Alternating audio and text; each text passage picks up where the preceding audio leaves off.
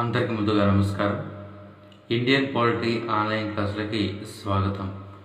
Indian polity online క్లాసులో భాగంగా మనం భారత రాజ్యాంగం దాని యొక్క చారిత్రక నేపథ్యము మరియు భారత రాజ్యాంగం దాని యొక్క పరిణామ క్రమం గురించి ఆ యొక్క చాప్టర్ని మనం సక్సెస్ఫుల్లీ కంప్లీట్ చేయడం జరిగింది. 5 క్లాసుల్లో 8 గంటల వరకు ఆ క్లాస్ని మనం చెప్పుకోవడం జరిగింది.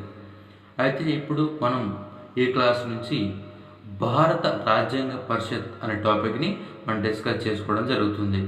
భారత రాజ్యాంగ పరిషత్ మొదటి క్లాస్ని మనం ఈ క్లాస్లో చెప్పుకోవడం జరుగుతుంది.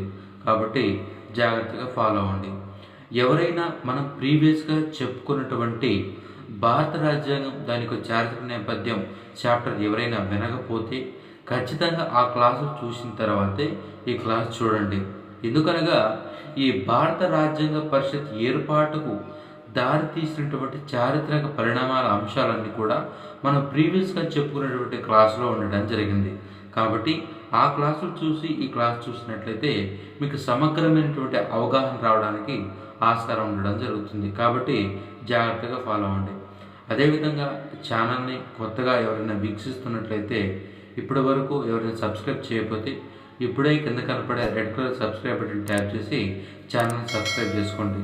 ముఖ్యంగా అందరికీ ఈ వీడియో చూస్తున్నటువంటి అభ్యర్థులకి నేను అభ్యర్థించే అంశం ఏంటంటే ఖచ్చితంగా ప్రతి ఒక్కరికి ఈ వీడియోని షేర్ చేయండి.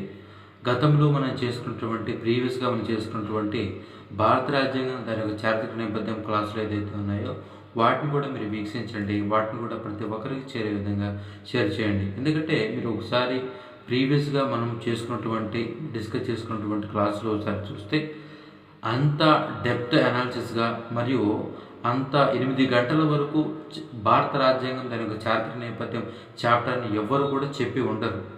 మనము ఆ యొక్క క్లాస్ని 8 గంటల వరకు 5 క్లాసులు మనం చెప్పుకోవడం జరిగింది.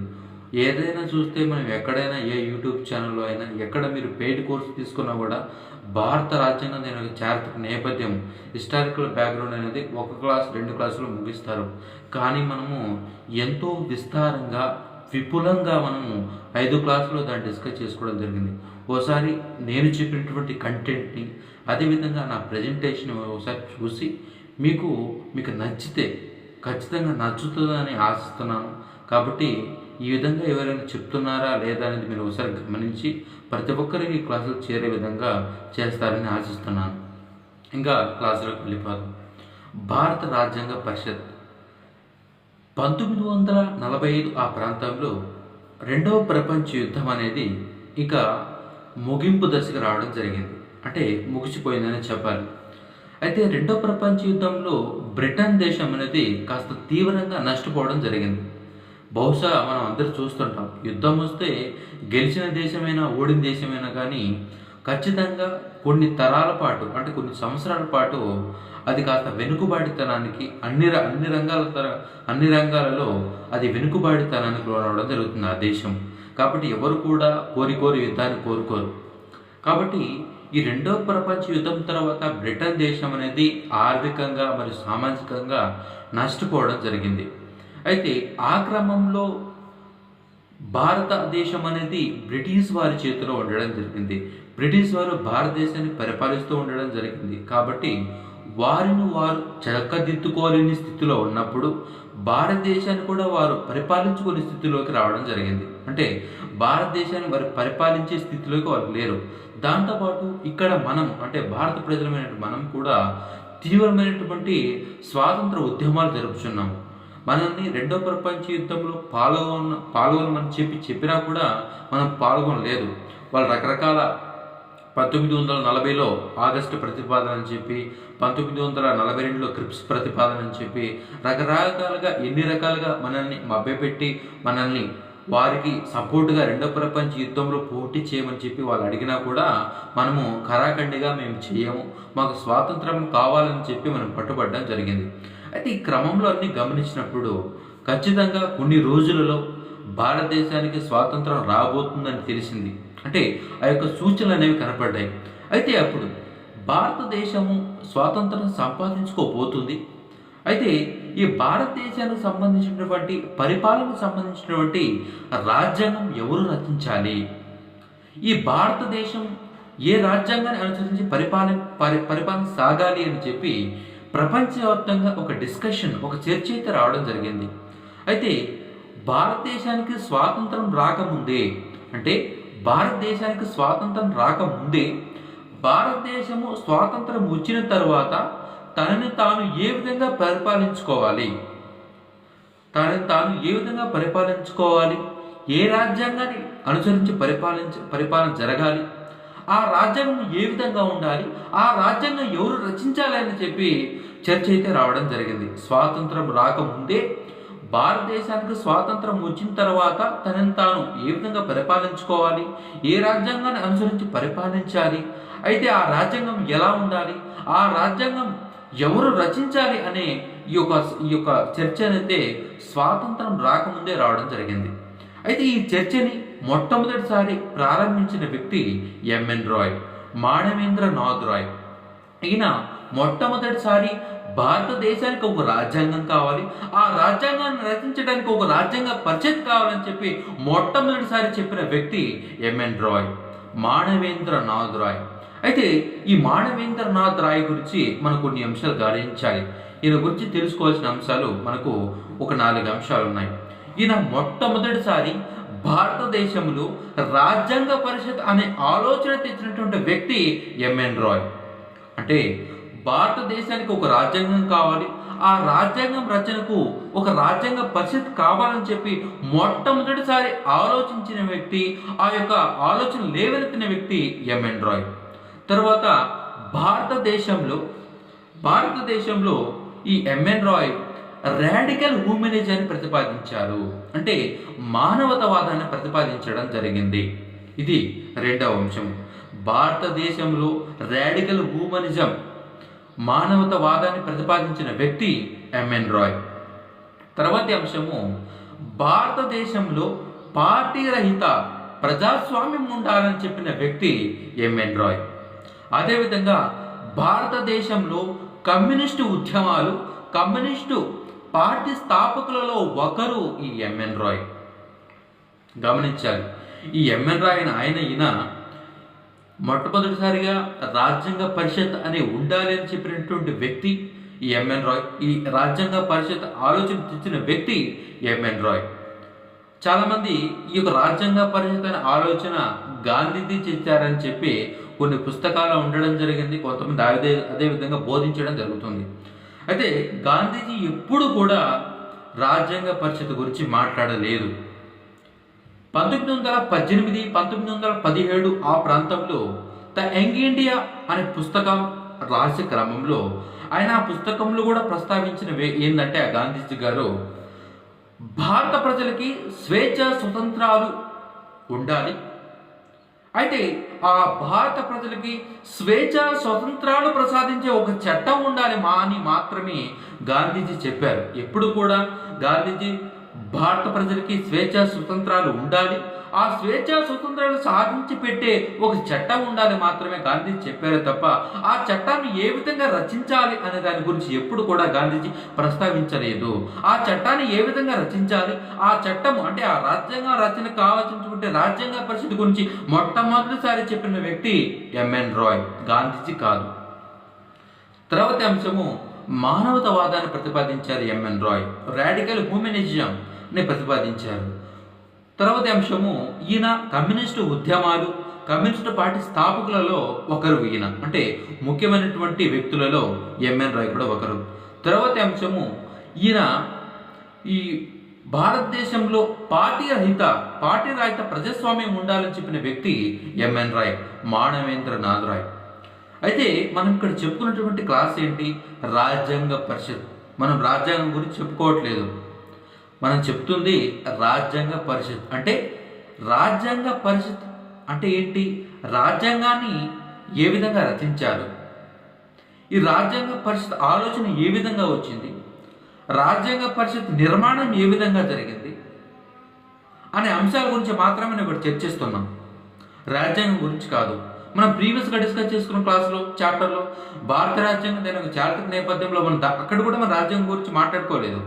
కేవలము రాజ్యాంగం రచనకు బ్రిటిష్ వారు ప్రవేశపెట్టినటువంటి చట్టాలు, ఆ చట్టాలోని అంశాలు మన భారత రాజ్యాంగ రచనకు కానీ, ప్రస్తుతం ఉన్నటువంటి ప్రభుత్వ నిర్మాణానికి కానీ, బ్రిటిష్ వారు ప్రవేశపెట్టినటువంటి చట్టాలు ఏ విధంగా దోహదకరించాయి అనే అంశాల గురించి మనం ప్రీవియస్ క్లాస్లో చెప్పుకున్నాం.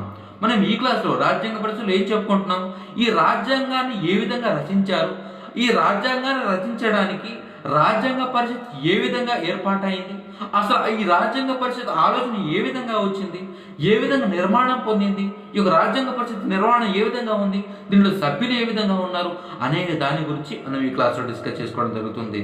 రాజ్యాంగం గురించి కాదు, ఆ రాజ్యాంగాన్ని రచించడానికి ఏర్పడినటువంటి రాజ్యాంగ పరిషత్ గురించి మనం డిస్కస్ చేసుకోవడం జరుగుతుంది. అయితే ఈ రాజ్యాంగ పరిషత్ గురించి మొట్టమొదటిసారి చెప్పినటువంటి వ్యక్తి, ఈ ఆలోచన మొట్టమొదటిసారి తెచ్చినటువంటి వ్యక్తి ఎంఎన్ రాయ్, గాంధీజీ కాదు. గాంధీజీ కేవలం భారత ప్రజలకి స్వేచ్ఛ స్వతంత్రాలు తెచ్చే ఒక చట్టం ఉండాలి, ఆ చట్టాన్ని రూపొందించాలని మాత్రమే గాంధీ చెప్పారు తప్ప ఈ యొక్క రాజ్యాంగ పరిషత్ గురించి ఎప్పుడు కూడా చెప్పలేదు. అయితే మనము ఈ సందర్భంలో నెహ్రూ నివేదిక అంటే ఈ రాజ్యాంగ రచనలో ఒక కీలకమైనటువంటి అంశంగా చెప్పుకోబోయే అంశాలలో ఒక ముఖ్యమైన అంశము నెహ్రూ నివేదిక. ఇది అత్యంత కీలకమైనటువంటి అంశం, జాగ్రత్తగా గమనించాలి. నెహ్రూ నివేదిక అయితే స్వాతంత్రము రాకముందే, భారతదేశానికి స్వాతంత్రం రాకముందే భారతదేశానికి ఒక రాజ్యాంగం ఉండాలి, ఆ రాజ్యాంగం ఎలా ఉండాలి అని చెప్పి ఒక నిర్మాణాత్మక కృషికి ఈ నెహ్రూ నివేదిక నిదర్శనం. అంటే స్వతంత్రానికి ముందే, అంటే మన భారతదేశానికి స్వతంత్రానికి ముందే భారతదేశానికి ఒక రాజ్యాంగం ఉండాలి, ఆ రాజ్యాంగం ఎలా ఉండాలి అని చెప్పి ఒక నిర్మాణాత్మక కృషికి నిదర్శనమే ఈ నెహ్రూ నివేదిక. అయితే ఈ నెహ్రూ నివేదిక ఎవరు రచించారు, ఎవరు రాశారు, ఎందుకు రాయాల్సి వచ్చింది, దీని వెనుక ఉన్నటువంటి పరిణామాలు ఏంటి అంటే మనకు తెలుసు 1919 మాంటేగు చేమ్స్ఫర్డ్ సంస్కరణ చట్టం చేయడం జరిగింది. అయితే ఆ చట్టంలో ఏం పొందుపరిచారు, ఈ చట్టంలో అంశాలు ఈ విధంగా ఉండడం జరిగింది. ఈ చట్టాల్లో ఉన్నటువంటి అంశాల పనితీరు కోసం అంటే మేము 1919లో ఈ కౌన్సిల్ చట్టం చేయడం జరిగింది, ఈ చట్టంలో ఈ అంశాలు మేము ప్రస్తావించడం జరిగింది, ఈ చట్టాల మీద భారత ప్రజలు ఏ విధంగా ఉన్నారు అంటే సంతృప్తికరంగా ఉన్నారా, ఏదైనా కష్టాలు ఎదుర్కొంటున్నారా, ఏదైనా సమస్యలు ఎదుర్కొంటున్నారా అని తెలుసుకోవడం కోసం 10 సంవత్సరాల తర్వాత ఈ చట్టం యొక్క పనితీరు పరిశీలించేందుకు ఒక కమిషన్ ఏర్పాటు చేస్తామని చెప్పి ఆ చట్టంలోనే పొందుపరచడం జరిగింది. ఆ అంశాన్ని కూడా మనం ప్రీవియస్ క్లాస్లో డిస్కస్ చేసుకున్నాం. అయితే దానికి అనుగుణంగానే 1927లో సైమన్ కమిషన్ ఏర్పాటు కావడం జరిగింది. 1927లో సైమన్ కమిషన్ ఏర్పాటు కావడం జరిగింది. ఎందుకు ఏర్పాటు కాబడింది, 1919 మాంటేగు చేమ్స్ఫర్డ్ సంస్కరణ చట్టం ఏదైతే ఉందో ఆ చట్టం యొక్క పనితీరును పరిశీలించేందుకు, భారతదేశంలో ఆ చట్టంలో ప్రవేశపెట్టినటువంటి అంశాలు ఏ విధంగా పనిచేస్తున్నాయి, దాని పట్ల భారత ప్రజలు సంతృప్తిగా ఉన్నారా లేదా, తర్వాత చేయబోయే చట్టం ఏ విధంగా ఉండాలి అనే నివేదిక తీసుకోవడం కోసం ఆ సైమన్ కమిషన్ ఏర్పాటు చేయడం జరిగింది 1927లో. అయితే 1927లో ప్రవేశపెట్టినటువంటి ఆ కమిషన్ని భారత ప్రజలు తీవ్రంగా వ్యతిరేకించడం జరిగింది. ఎందుకు వ్యతిరేకించారు, ఈ సైమన్ కమిషన్ని భారత ప్రజలు ఎందుకు వ్యతిరేకించారు అంటే ఆ భారత ప్రజలు ఎదుర్కొంటున్నటువంటి సమస్యలు, దాని తర్వాత వారు ఎదుర్కొంటున్నటువంటి ఏదైనా కష్టాలు చెప్పుకోవాలంటే ఆ కమిషన్లో ఒక భారతీయుడైనా ఉండాలి, అప్పుడే భారత ప్రజలు పడుతున్నటువంటి కష్టాలు వాళ్ళకి చక్కగా కన్వే అవ్వడం జరుగుతుంది. కానీ ఆ సైమన్ కమిషన్లో ఒక్కడు కూడా భారతీయుడు లేడు. ఒకడు కూడా భారతీయుడు లేనప్పుడు ఈ భారత ప్రజలు పడుతున్నటువంటి కష్టాలు కానీ వారు పడుతున్నటువంటి సమస్యలు కానీ ఏ విధంగా వారికి తెలుస్తాయి అంటే బ్రిటిష్ వాడే చట్టం చేసి బ్రిటిష్ వారే పర్యవేక్షణ చేస్తే వాడికి తగ్గట్టే నివేదిక రాసుకుంటాడు తప్ప భారత ప్రజలు నిజంగా పడుతున్న కష్టాల గురించి వాళ్ళు నివేదిక ఇవ్వరు అని చెప్పి భారత ప్రజలు తీవ్రంగా సైమన్ గో బ్యాక్ అంటూ తీవ్రంగా ఉద్యమాలు అంటే దేశమంతా ఒక్క తాటి మీదకు వచ్చి ఆ సైమన్ కమిషన్ని వ్యతిరేకించడం జరిగింది. అంటే భారతదేశంలో 1919 మాంటేగ్ చేమ్స్ఫర్డ్ సంస్కరణ చట్టం యొక్క పనితీరును పరిశీలించేందుకు వచ్చినటువంటి సైమన్ కమిషన్ని భారత ప్రజలు తీవ్రంగా వ్యతిరేకించారు. ఎందుకు వ్యతిరేకించారు, ఒక్కడు కూడా భారతీయుడు దాంట్లో సభ్యత్వం లేదు, ఒక్కడు కూడా సభ్యత్వం లేకపోవడం వల్ల భారత ప్రజలు ఎదుర్కొంటున్న సమస్యలు కానీ దాని తర్వాత ఏదైనా కష్టాలు కానీ ఆ బ్రిటిష్ ప్రభుత్వానికి ఏ విధంగా వీరు నివేదిక ఇస్తారు, వారు ఏదైనా నివేదిక ఇస్తే వారికి తగ్గట్టే ఇస్తారు తప్ప మనకు తగ్గట్టు భారత ప్రజలు తగ్గట్టు ఇవ్వరని చెప్పి భారత ప్రజలు తీవ్రంగా వ్యతిరేకించడం జరిగింది. అయితే ఆ సందర్భంలో ఒక బ్రిటిష్ అధికారి లార్డ్ బ్రిగన్ హెడ్ తీవ్రంగా భారత ప్రజల మీద, భారత నాయకుల మీద ధ్వజమెత్తడం జరుగుతుంది. ఏంటి, మేము భారతదేశంలో ఒక మంచి పరిపాలన కోసం, ఇప్పటి వరకు చేసినటువంటి చట్టం యొక్క పనితీరు పరిశీలించడం కోసం, ఆ చట్టంలో ఏదైనా లోపాలు సమస్యలు ఉంటే దాన్ని తీర్చడం కోసం, మీకు ఒక మంచి పరిపాలన అందించడం కోసం మేము సైమన్ కమిషన్ మీ భారతదేశానికి పంపిస్తే మీరు దాన్ని వ్యతిరేకిస్తారా? మీకు కనీసం పరిపాలన జ్ఞానం లేదు, పరిపాలన అనుభవం లేదు, మీకు ఎటువంటి జ్ఞానం లేదు. అలాంటిది మిమ్మల్ని మీకు మంచి పరిపాలన ఇవ్వడం కోసం, మిమ్మల్ని ఉద్ధరించడం కోసం సైమన్ కమిషన్ వేస్తే మీరు దాన్ని వ్యతిరేకిస్తారా? మీరు కనీసము మేము మిమ్మల్ని వదిలేసి వస్తే, అంటే మీకు స్వాతంత్రం ఇచ్చి వస్తే మీరు సరిగా మీ దేశాన్ని మీరు పరిపాలించుకోలేరు, మీకు కనీస పరిపాలన జ్ఞానం కూడా లేదు. అలాంటి వారు మేము ఏదో మీ మంచి కోసం, మీకు మంచి పరిపాలన ఇవ్వడం కోసం సైమన్ కమిషన్ వేసి ఒక మంచి పరిపాలన, ఒక మంచి సంస్కరణ తీసుకురావడానికి ఈ యొక్క కమిషన్ వేస్తే మీరు దాన్ని వ్యతిరేకిస్తారా అని చెప్పి ఈయన తీవ్రంగా ధ్వజమెత్తడం జరుగుతుంది, లార్డ్ బ్రిగన్ హెడ్. అయితే ఆయన అదే సందర్భంలో భారత ప్రజలకి ఒక సవాల్ ఇస్తున్నాడు. మీకు దమ్ముంటే మీరు ఒక రాజ్యాంగాన్ని రచించి, భారతదేశానికి మేము రాజ్యాంగం రచించుకున్నామని చెప్పి మీరు ఒక రాజ్యాంగం రచించి చూపించండి, మీకు దమ్ముంటే అని చెప్పి ఆయన సవాల్ విసరడం జరుగుతుంది. అంటే మేము మీకు ఒక మంచి పరిపాలన కోసము, ఒక మంచి చట్టాన్ని తీసుకురావడం కోసం మేము సైమన్ కమిషన్ భారతదేశానికి పంపిస్తే దాన్ని వ్యతిరేకిస్తారా? మీకు సరిగా పరిపాలించుకోలేరు, అలాంటి వారు మీరు దీన్ని వ్యతిరేకిస్తారా? మీకు దమ్ముంటే ఒక చట్టాన్ని, అంటే మీరు భారతీయులు మిమ్మల్ని మీరు పరిపాలించుకోవడం కోసం ఓ రాజ్యాంగాన్ని రాసి చూపించండి అని చెప్పి ఆయన లార్డ్ బ్రిగన్ హెడ్ అని ఆయన భారత ప్రజలకు సవాల్ విసరడం జరుగుతుంది. అయితే ఆ సవాల్ని మోతిలాల్ నెహ్రూ స్వీకరించడం జరుగుతుంది. ఏడేదో సవాల్ అంటున్నాడు, నేను స్వీకరిస్తానని చెప్పి ఆయన స్వీకరించడం జరుగుతుంది. 1928లో సైమన్ కమిషన్ భారతదేశాన్ని పర్యటించడం జరుగుతుంది. ఆ సైమన్ కమిషన్ భారత ప్రజలు వ్యతిరేకించడం జరుగుతుంది. భారత ప్రజలు వ్యతిరేకించడంతో దాని కోపం చెంది బ్రిటిష్ అధికారి ఎవరైతే ఉన్నారో లార్డ్ బ్రిగన్ హెడ్ అయినా ఈ విధంగా మీకు దమ్ముంటే ఒక రాజ్యాంగాన్ని, అంటే మేము ప్రవేశపెట్టినటువంటి ఈ కమిషన్ని మీరు వ్యతిరేకిస్తున్నారు, మీకు దమ్ముంటే ఒక రాజ్యాంగాన్ని, ఒక చట్టాన్ని చేసి చూపించండి అని చెప్పి ఆయన ఒక సవాల్ అయితే విసరడం జరుగుతుంది. అయితే ఈ సవాల్ని మోతిలాల్ నెహ్రూ స్వీకరించడం జరుగుతుంది. మోతిలాల్ నెహ్రూ ఈ సవాల్ని స్వీకరించి ఈ యొక్క నెహ్రూ నివేదికని ప్రిపేర్ చేయడం జరుగుతుంది. అంటే ఈ నెహ్రూ నివేదికని ఎవరెవరు రాస్తారంటే మోతిలాల్ నెహ్రూ మరియు అబ్దుల్ అన్సారీ వీరందరూ కలిసి కూడా ఈ నెహ్రూ నివేదికని తయారు చేయడం జరుగుతుంది. అయితే ఈ నెహ్రూ నివేదికలో పొందుపరిచినటువంటి అంశాలేంటి, ముఖ్యమైన అంశాలేంటి ఇప్పుడు చూద్దాం. ఇది కూడా చాలా ఇంపార్టెంట్, ఎందుకంటే ఈ నెహ్రూ నివేదికలో వీరు రచించినటువంటి అంశాలు ఏదైతే ఉన్నాయో అవి చాలా వరకు మన భారత రాజ్యాంగ రచనలో మనం రాసుకున్నాము. తర్వాత 1950 జనవరి 26 అమల్లోకి వచ్చినటువంటి మన భారత రాజ్యాంగం ఏదైతే ఉందో ఆ రాజ్యాంగంలో మనము ఈ నెహ్రూ నివేదికలో ఉన్నటువంటి అంశాలని మనం పొందుపరుచుకున్నాం. కాబట్టి ఈ నెహ్రూ నివేదికలో వీరు రాసినటువంటి అంశాలు ఏదైతే ఉన్నాయో అవి చాలా ఇంపార్టెంట్, కాబట్టి జాగ్రత్తగా వినండి. అయితే ఈ నెహ్రూ నివేదికలో ప్రస్తావించినటువంటి అంశాలు మొదటిగా చూస్తే భారతదేశంలో పార్లమెంటరీ వ్యవస్థ ప్రవేశపెట్టాలి, భారతదేశంలో పార్లమెంటరీ వ్యవస్థ ప్రవేశపెట్టాలని చెప్పి ఈ నెహ్రూ నివేదికలో ప్రవేశపెట్టడం జరిగింది. తర్వాత అంశం భారతదేశంలో సమైక్య తరహా ప్రభుత్వాన్ని ప్రవేశపెట్టాలి, భారతదేశంలో సమైక్య తరహా ప్రభుత్వం ప్రవేశపెట్టాలి. మూడో అంశము భారతదేశంలో ఉన్న అన్ని వర్గాల ప్రజలకు ప్రయోజనం కలిగే విధంగా సంస్కరణలు తేవాలి. అంటే ఒక రాజ్యాంగం, ఒక చట్టము చేస్తే అది భారతదేశంలో ఉన్నటువంటి అన్ని వర్గాల ప్రజలకి ప్రయోజనం చెందే విధంగా ఉండాలి. అంటే అన్ని మతాలు, కులాలు, వర్గాలు అన్ని ఏ భేదప్రాయం లేకుండా అందరికీ ప్రయోజనం కలిగే విధంగా చేసే చట్టం ఉండాలని చెప్పి ఈ చట్టంలో ఉండడం జరిగింది, వీరు పొందుపరిచినటువంటి ఈ యొక్క అంశంలో ఉండడం జరిగింది. తర్వాత అంశము భారత ప్రజలకి ప్రాథమిక హక్కులు కల్పించాలి, ఫండమెంటల్ రైట్స్ కల్పించాలి భారత ప్రజలకి అని చెప్పడం జరిగింది. తర్వాత అంశము మత కుల లింగ వివక్షత లేకుండా ప్రతి ఒక్కరికి సార్వత్రిక వయోజన ఓటు హక్కు కల్పించాలి. అంటే ప్రతి ఒక్కరికి ఏ వివక్షత లేకుండా సార్వత్రిక వయోజన ఓటుకు కల్పించాలని చెప్పి ఈ నివేదికలో ప్రవేశపెట్టడం జరిగింది. దాని తర్వాత అంశము దేశంలో భాషా ప్రాతిపదికగా ఈ రాష్ట్రాలను ఏర్పాటు చేయాలి. ఈ అంశాలను ప్రస్తావించడం జరిగింది. ఇది నెహ్రూ నివేదికలో ఉన్న అంశాలంటే ఒకసారి చూద్దాం.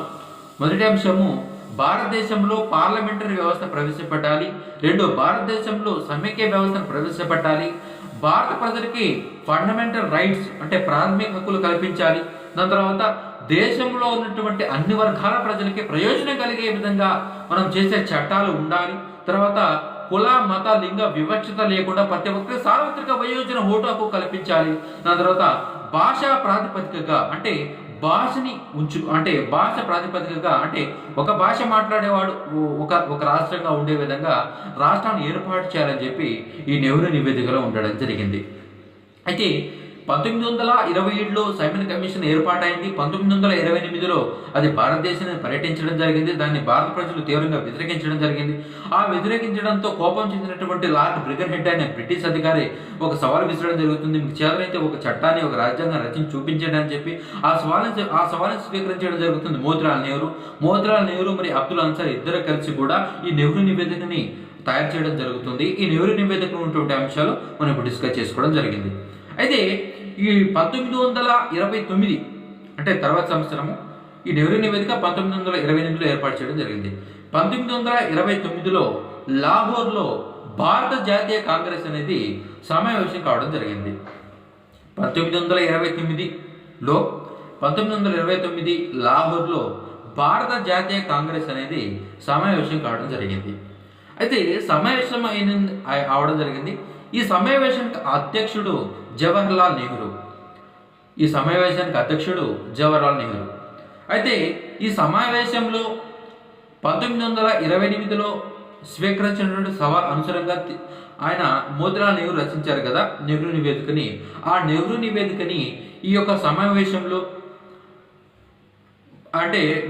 ప్రవేశపెట్టడం జరుగుతుంది. మోతీలాల్ నెహ్రూ 1929 లాహోర్ కాంగ్రెస్ సమావేశంలో ఈ యొక్క మోతీలాల్ నెహ్రూ రచించినటువంటి నెహ్రూ నివేదికని ఈ సమావేశంలో ప్రవేశపెట్టడం జరుగుతుంది. అయితే ఆ యొక్క నివేదికని ప్రవేశపెట్టడానికి మోతీలాల్ నెహ్రూ తీసుకొని రావడం జరుగుతుంది.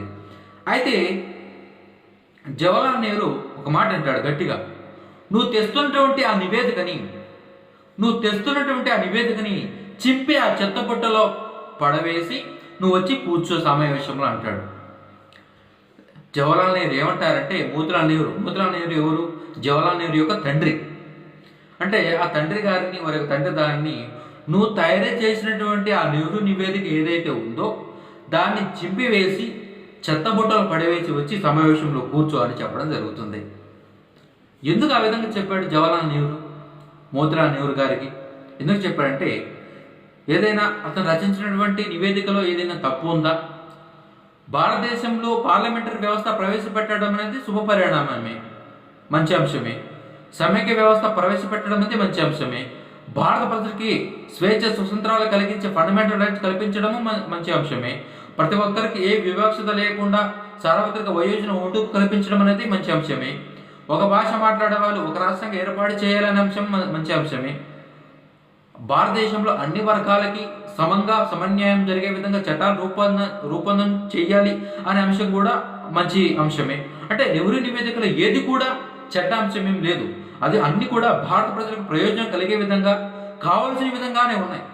అలాంటప్పుడు ఈ నెహ్రూ నివేదికని జవహర్లాల్ నెహ్రూ ఎందుకు వ్యతిరేకించాడు? ఎందుకు దాన్ని చింపి నువ్వు తెస్తున్నటువంటి ఆ నివేదికను చింపి ఆ చెత్తబుట్టలో పడివేసి రాని ఎందుకు చెప్పాడంటే అయితే ఇక్కడ ఒక అంశం ఉంది. ఈ యొక్క మోతీలాల్ నెహ్రూ గారు తాను వారు రచించినటువంటి ఆ నెహ్రూ నివేదిక ఏదైతే ఉందో ఆ నివేదికలో అన్ని బాగా చక్కగా రచించడం జరిగింది. అంటే ఆయన వారి యొక్క డిమాండ్స్ భారత ప్రజలకు ఏమేం కావాలి అనే ఒక అంశం గురించి టోటల్గా నెహ్రూ నివేదికలో చక్కగా ఒకదాని కింద ఒకటి బాగా విశ్లేషణాత్మకంగా రచించడం జరిగింది. అయితే ఈ మోతిలాల్ నెహ్రూ గారు టోటల్గా చివర ఒక లైన్ రావడం జరుగుతుంది. మేము ప్రతిపాదించినటువంటి, మేము డిమాండ్ చేసినటువంటి మా నివేదికలో ఉన్నటువంటి అంశాలు ఏదైతే ఉన్నాయో, మేము ఇప్పటి వరకు మాకు డిమాండ్స్ అంటే ఏమిటి, నెహ్రూ నివేదికలో భారత ప్రజలకు కావాల్సినటువంటి అంశాలు రచించడం జరిగింది. ఆ యొక్క అంశాలు ఏదైతే ఉన్నాయో వాటిని మాకు డొమినియన్ స్టేటస్ ప్రాతిపదిక ఇవ్వండి. ఇప్పటి వరకు నెహ్రూ నివేదికలో ఉన్నటువంటి అంశాలు ఏదైతే ఉన్నాయో వాటిని మాకు డొమినియన్ స్టేటస్ ప్రాతిపదికన ఇవ్వండి అని చెప్పి ఆయన చెప్పడం జరుగుతుంది. అంటే డొమినియన్ స్టేటస్ అంటే ఏంటి? పాక్షిక స్వాతంత్రము అంటే భారతదేశం మొత్తం కూడా బ్రిటిష్ వారి ఆధీనంలోనే ఉంటుంది, కానీ కొన్ని అధికారాలు మాత్రము భారత ప్రజలకు బదిలీ చేయడం జరుగుతుంది. అంటే ఈ యొక్క అంశమే జవహర్లాల్ నెహ్రూకి కోపం తేవడం జరుగుతుంది. అంటే ఎందుకు కోపం తేవడం జరుగుతుందంటే మీరు గమనించాలి. 1929 లాహోర్ సమావేశంలో భారత జాతీయ కాంగ్రెస్ అనేది సంపూర్ణ స్వరాజ్య తీర్మానం చేయడం జరుగుతుంది. 1929 ఈ యొక్క లాహోర్ సమావేశంలో ఈ యొక్క భారత జాతీయ కాంగ్రెస్ అనేది సంపూర్ణ స్వరాజ్య తీర్మానం చేయడం జరుగుతుంది. అంటే భారతదేశానికి సంపూర్ణంగా స్వాతంత్రం రావాలి, స్వాతంత్రం కావాలి, దీన్ని మనం సంపాదించుకోవాలని చెప్పి తీర్మానం చేసింది 1929 లాహోర్ సమావేశంలో. అంటే ఇక్కడ టోటల్గా మనమే పరిపాలించుకోవాలి, అసలు డొమినియన్ స్టేటస్ పదమే ఇక్కడ వద్దు, ఇక బ్రిటిష్ వారు భారతదేశంలో ఉండకూడదు, మనమే పరిపాలించుకోవాలి, మనకు సంపూర్ణ స్వాతంత్రం కావాలి అనే ఉద్దేశంతో ఈ యొక్క సమావేశంలో సంపూర్ణ స్వరాజ్ తీర్మానం ప్రవేశపెట్టారు. అంటే మేము ఓ పక్క ఈ సమావేశంలో సంపూర్ణ స్వరాజ్ తీర్మానం ప్రవేశపెడుతుంటే నువ్వు నెహ్రూ నివేదికలో ఏమో డొమినియన్ స్టేటస్ ప్రాతిపదికన మాకు ఈ హక్కులు కల్పించడానికి రాస్తున్నావు అని చెప్పి జవహర్లాల్ నెహ్రూ మోతిలాల్ నెహ్రూ ఆ నివేదిక మీద కోపడడం జరుగుతుంది. తండ్రి మీద కోపం కాదు, ఆ నెహ్రూ నివేదికలో ఉన్నటువంటి అంశాల మీద ఆయనకేమి అంటే తప్పుడు అభిప్రాయం ఏం లేదు. కేవలము ఆయన చివరిలో రచించినటువంటి ఈ నెహ్రూ నివేదికలో ఉన్నటువంటి అంశాలు ఏదైతే ఉన్నాయో అవి మాకు డొమినియన్ స్టేటస్ ప్రాతిపదికన ఇవ్వడం అనేది. ఇక్కడ గమనిస్తే మోతిలాల్ నెహ్రూతో కూడా తప్పేం లేదు. ఆయన ఆ విధంగా రచించడంలో అంటే 1929లో ఆయన ప్రవేశపెట్టినటువంటి నెహ్రూ నివేదికలో ఆయన రాసినటువంటి అంశం ఏంటి? ఈ నెహ్రూ నివేదికలో ఉన్నటువంటి అంశాలు ఏదైతే ఉన్నాయో అవి డొమినియన్ స్టేటస్ ప్రాతిపదికన ఇవ్వండి అని చెప్పడంలో ఆయన ఎటువంటి తప్పు లేదు. ఎందుకు తప్పు లేదు అంటే అసలు భారత జాతీయ కాంగ్రెస్ ఈ యొక్క నాయకులైన 1929లో వాళ్ళు సంపూర్ణ స్వరాజ్య తీర్మానం చేశారు. అంటే అప్పుడు సంపూర్ణంగా మనకు స్వాతంత్రం రావాలని తీర్మానం చేశారు 1929లో. అంటే 1929 లాహోర్ సమావేశంలో భారత జాతీయ కాంగ్రెస్ అనేది సంపూర్ణ స్వరాజ్య తీర్మానం చేసిందంటే 1929 వరకు కాంగ్రెస్ యొక్క నిర్ణయం ఏంటి? డొమినియన్ స్టేటసే. 1929లో వారు సంపూర్ణ స్వరాజ్య తీర్మానం చేశారు. అంటే 1929 వరకు వారి యొక్క నిర్ణయం ఏంటి? వారు కావాల్సిన వాళ్ళ డిమాండ్ ఏంటి? కేవలం డొమినియన్ స్టేటసే. వారు 1929లో మాకు సంపూర్ణ స్వరాజ్య తీర్మానం చేశారు. కాబట్టి మోతిలాల్ నెహ్రూ 1928లో ఈ నివేదిక 28లో నివేదిక తయారు చేశారు. కాబట్టి భారత ప్రజలు, భారత నాయకులు, భారత జాతీయ కాంగ్రెస్ యొక్క అభిష్టం మీదనే ఆయన కూడా కింద ఆ లైన్ అనేది రాశారు. ఏం రాశారు? ఈ నివేదికల అంశాలు ఈ డొమినియన్ స్టేటస్ ప్రాతిపదికన ఇవ్వండి అని చెప్పి రాశారు తప్ప దాంట్లో ఆయన తప్పేం లేదు. ఎందుకంటే మనం చెప్పుకున్నాం, అంటే మనం ప్రీవియస్ క్లాసులో భారత జాతీయ కాంగ్రెస్ చరిత్ర చెప్పుకున్నప్పుడు కూడా ఈ యొక్క మితవాదులు, అతివాదులు, గాంధీ దశలో కూడా వారు ఫస్ట్ కూడా మితవాదుల దశలో ఏంటి అభ్యర్థించడము, ఆజ్ఞాపించడం, అంటే కేవలము బ్రిటిష్ వారిని అభ్యర్థించి వారికి కావాల్సిన పనులు చేసుకోవడం, అంటే ఆ విధంగా ఉండడం జరిగింది. రెండో దశలో కొంచెం మార్పు జరిగింది, గాంధీ దశలో కొంచెం మార్పు జరిగింది తప్ప మొదటి నుంచి భారత జాతీయ కాంగ్రెస్ కానీ భారత జాతీయ కాంగ్రెస్ నాయకులు కానీ వారి యొక్క మోటో ఏంటి? కేవలము డొమినియన్ స్టేటస్ మాత్రమే. అంతకంటే ముందు ఈ యొక్క మొదటి ప్రపంచ యుద్ధం జరిగేటప్పుడు బ్రిటిష్ ప్రభుత్వము మీరు మాకు మొదటి ప్రపంచ యుద్ధంలో సహకరించండి, మీకు మేము డొమినియన్ స్టేటస్ ఇస్తామంటే గాంధీజీ గారైనా రవీంద్రనాథ్ ఠాగూర్ వారు కూడా సుముఖంగా వ్యక్తం చేశారు. మనం ప్రీవియస్ క్లాస్ చెప్పుకున్నాం. అంటే డొమినియన్ స్టేటస్కి కాంగ్రెస్ ప్రభుత్వ నాయకులు ఎప్పుడు కూడా వారు అనుకూలంగా ఉన్నారు. కేవలం 1929లోనే ఈ లాహోర్ సమావేశంలో భారత జాతీయ కాంగ్రెస్ అనేది ఈ యొక్క సంపూర్ణ స్వరాజ్ తీర్మానం చేసింది. 1929 ముందు అంతా కూడా కేవలము భారత జాతీయ కాంగ్రెస్ యొక్క నిర్ణయం ఏంటి? కేవలం డొమినియన్ స్టేటస్ మాత్రమే. ఈ సమావేశం తర్వాతే సంపూర్ణ స్వరాజ్ తీర్మానం చేసిన తర్వాతే భారతదేశానికి సంపూర్ణంగా స్వాతంత్రం కావాలని వాళ్ళు తీర్మానం చేసుకున్నారు తప్ప అంతకుముందు వారిది కూడా కేవలం డొమినియన్ స్టేటస్ మాత్రమే. కాబట్టి ఈ మోతీలాల్ నెహ్రూ ప్రవేశపెట్టినటువంటి ఈ అంశంలో ఎటువంటి ఆయన తప్పేం లేదు. అంటే ఆ యొక్క పార్టీ యొక్క అనుగుణంగానే ఆయన చేయడం జరిగింది. తర్వాత 1934 సంవత్సరంలో జవహర్లాల్ నెహ్రూ గారు హెరాల్డ్ అనే పత్రికలో ఒక వ్యాసం రాయడం జరుగుతుంది. ఈ హెరాల్డ్ అనే ఈ పత్రిక అనేది భారత స్వాతంత్ర ఉద్యమంలో కీలక పాత్ర పోషించినటువంటి పత్రికల్లో అతి ముఖ్యమైనటువంటి పత్రిక. భారత స్వాతంత్ర ఉద్యమంని ముందుండు నడిపించింది భారత జాతీయ కాంగ్రెస్ అయితే ఆ భారత జాతీయ కాంగ్రెస్ యొక్క గొంతే ఈ హెరాల్డ్ అనే పత్రిక. ఈ హెరాల్డ్ అనే పత్రికలో 1934లో జవహర్లాల్ నెహ్రూ గారు ఒక వ్యాసం రాయడం జరుగుతుంది. అనగా ఈ వ్యాసం సంబంధించి ఆయన ఏం చెప్తాడంటే, భారత ప్రజలు ఇప్పుడు పడుతున్నటువంటి కష్టాలకి అన్నిటికీ ఒకే ఒక పరిష్కారం ఏంటంటే అని చెప్పి ఈ యొక్క వ్యాసం అనేది రాయడం జరుగుతుంది. అంటే ఇప్పుడు 1934 సంవత్సరంలో హెరాల్డ్ అనే పత్రికలో జవహర్లాల్ నెహ్రూ రాసిన యొక్క అంశం ఏంటంటే, ఇప్పుడు పడుతున్నటువంటి భారత ప్రజలు ఎవరైతే ఉన్నారో వారి యొక్క కష్టాలకి ఒకే ఒక రాజ పరిష్కారము ఇది అని చెప్పి ఈ వ్యాసం రాయడం జరుగుతుంది. ఈ వ్యాసాన్ని ఆయన రాసింది అదేవిధంగా నేను ఒకసారి చదువుతాను. దాంట్లో మీరు ఏం అర్థం చేసుకున్నారు, మీకేం గమనించారనేది ఒకసారి ఆలోచించండి. భారత ప్రజల చేత సార్వత్రిక వయోజన ఓటు హక్కు ప్రాతిపదికపై ఎన్నుకోబడిన రాజ్యాంగ పరిషత్ రూపొందించి, అంటే ఆ రాజ్యాంగ పరిషత్ ద్వారా రూపొందించబడినటువంటి భారత రాజ్యాంగం ప్రకారం భారత ప్రజలు తమను తాము పాలించుకోవడమే అన్నిటికీ పరిష్కారం అని చెప్పడం జరుగుతుంది. అంటే భారత ప్రజల చేత సార్వత్రిక వయోజన ఓటు హక్కు ద్వారా ఎన్నుకోబడిన రాజ్యాంగ పరిషత్ ద్వారా ఏర్పడినటువంటి భారత రాజ్యాంగం ప్రకారం భారత ప్రజలు తమని తాము పాలించుకోవడమే ఈ యొక్క అన్ని సమస్యలకు పరిష్కారం అని చెప్పి ఆయన చెప్పడం జరుగుతుంది. ఆ వ్యాసంలో మనం గమనిస్తే మనకు అక్కడ అన్ని కనపడుతున్నాయి. అంటే సార్వత్రిక వయోజన ఓటు హక్కు అంటే అక్కడ ప్రజాస్వామ్యం కనపడుతుంది. రాజ్యాంగ పరిషత్ అంటే మనకు అక్కడ రాజ్యాంగాన్ని నిర్మించుకోవడానికి ఒక రాజ్యాంగ పరిషత్ ఏర్పాటు కావడం అనే అంశం కనపడుతుంది. దాంతోపాటు ఈ యొక్క రాజ్యాంగం అంటే మనము ప్రసాదించుకునేది ఒక చట్టం.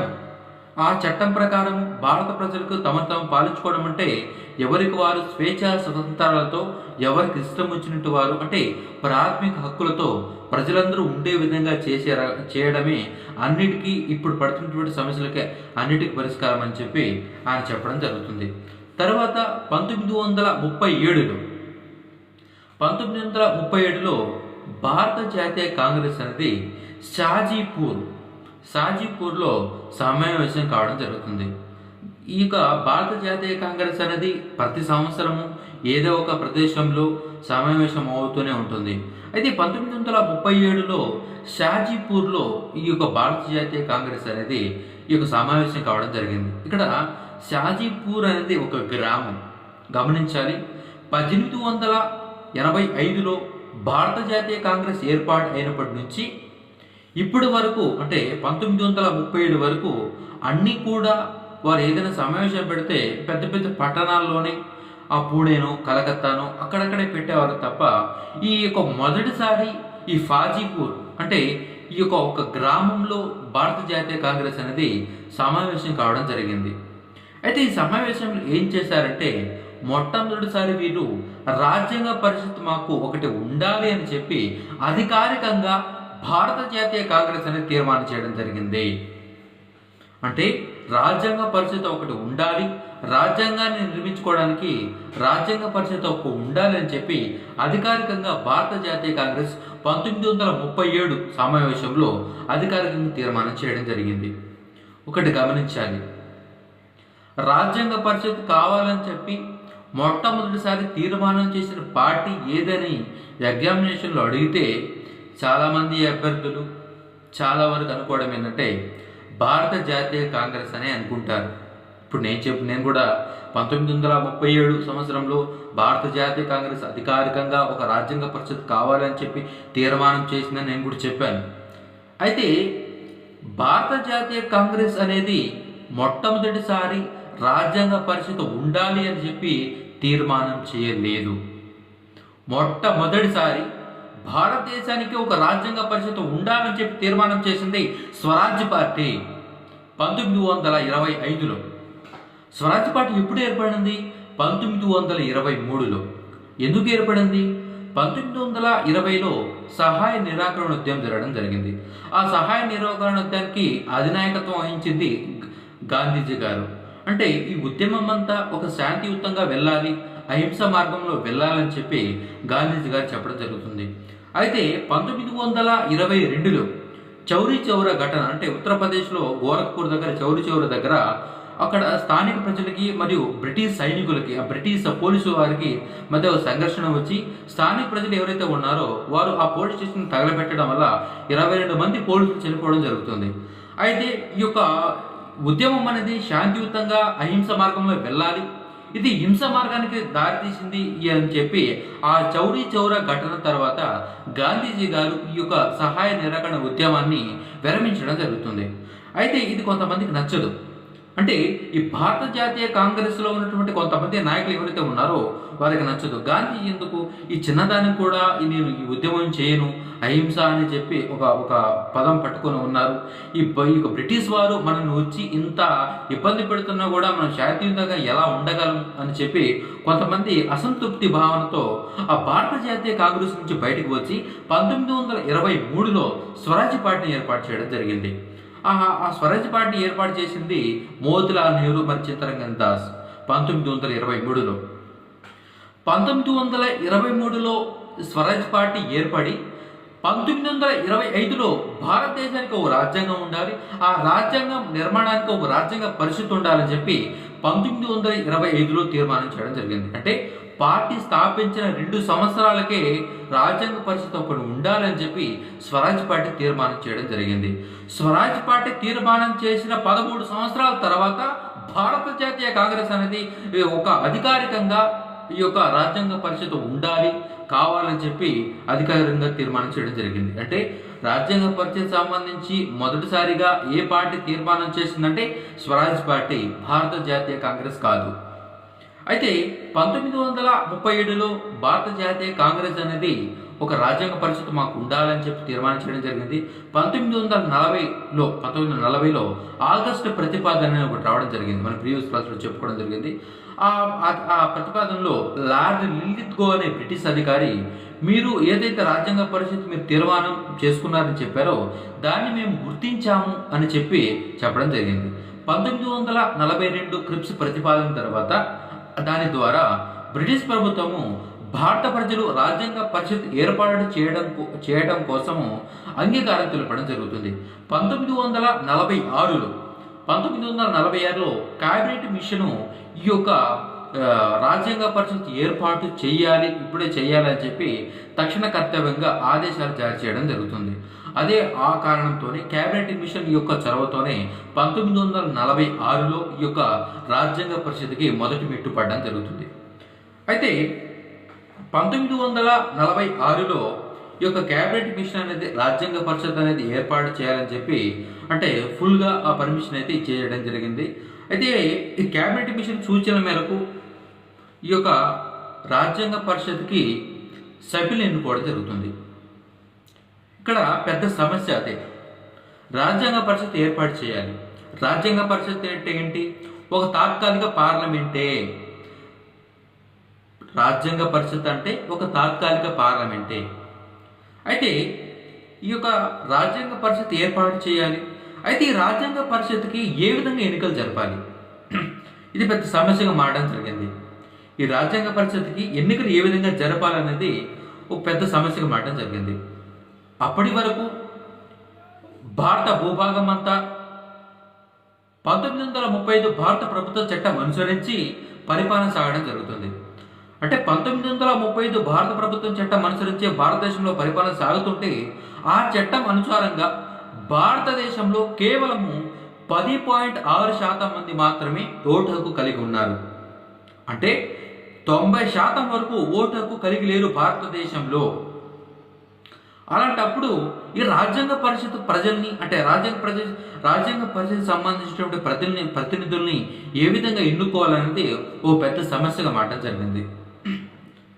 అప్పుడు భారతదేశము 2 భాగాలుగా ఉండేది. ఒకటి బ్రిటిష్ పాలిత ప్రాంతాలుగా, 2 స్వదేశీ సంస్థానాలుగా ఉండేవి. అంటే 2/3 వంతు బ్రిటిష్ పాలిత ప్రాంతాలు ఉంటే 1/3 వంతు స్వదేశీ సంస్థానాలుగా ఉండడం జరిగింది. అయితే ఈ బ్రిటిష్ పాలిత ప్రాంతాలు మొత్తం కూడా రాష్ట్రాలుగా లేవు. అవి బ్రిటిష్ పాలిత ప్రాంతాలు కొన్ని రాష్ట్రాలుగా, కొన్ని ఈ యొక్క చీఫ్ కమిషనరేట్ ప్రాంతాలుగా ఉండడం జరిగింది. చీఫ్ కమిషనరేట్ ప్రాంతాలుగా ఈ విధంగా బ్రిటిష్ పాలిత ప్రాంతాలు 2గా ఉండడం జరిగింది. అయితే టోటల్గా ఇప్పుడు భారత ప్రజలు అందరికీ కూడా ఓటు హక్కు లేదు. అయితే ఇప్పుడు రాజ్యాంగ పరిషత్ సంబంధించి క్యాబినెట్ మిషన్ ఒక అంశం చెప్పడం జరుగుతుంది. రాజ్యాంగ పరిషత్ ప్రతినిధి ఎవరైతే ఉన్నారో అతన్ని భారతదేశంలో ఉన్నటువంటి ప్రజలలో 10 లక్షల మందికి గాను ఒక ప్రతినిధి ఉండాలి. భారతదేశంలో ప్రజలలో 10 లక్షల జనాభాకి కానీ ఒక ప్రతినిధి యొక్క రాజ్యాంగ పరిషత్తులో సభ్యత్వం తీసుకోవాలని చెప్పి ఈ క్యాబినెట్ మిషన్ చెప్పడం జరిగింది. క్యాబినెట్ మిషన్ బాగానే చెప్పింది. అయితే ఇక్కడ భారత ప్రజలు అందరికీ కూడా ఓటు హక్కు లేదు.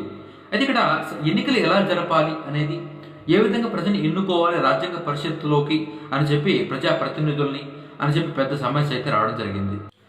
క్యాబినెట్ మిషన్ యొక్క సూచన అనుసారం 10 లక్షల మందికి గాను ఒక ప్రతినిధి ఉండాలి రాజ్యాంగ పరిషత్తులో అని చెప్పడం జరిగింది.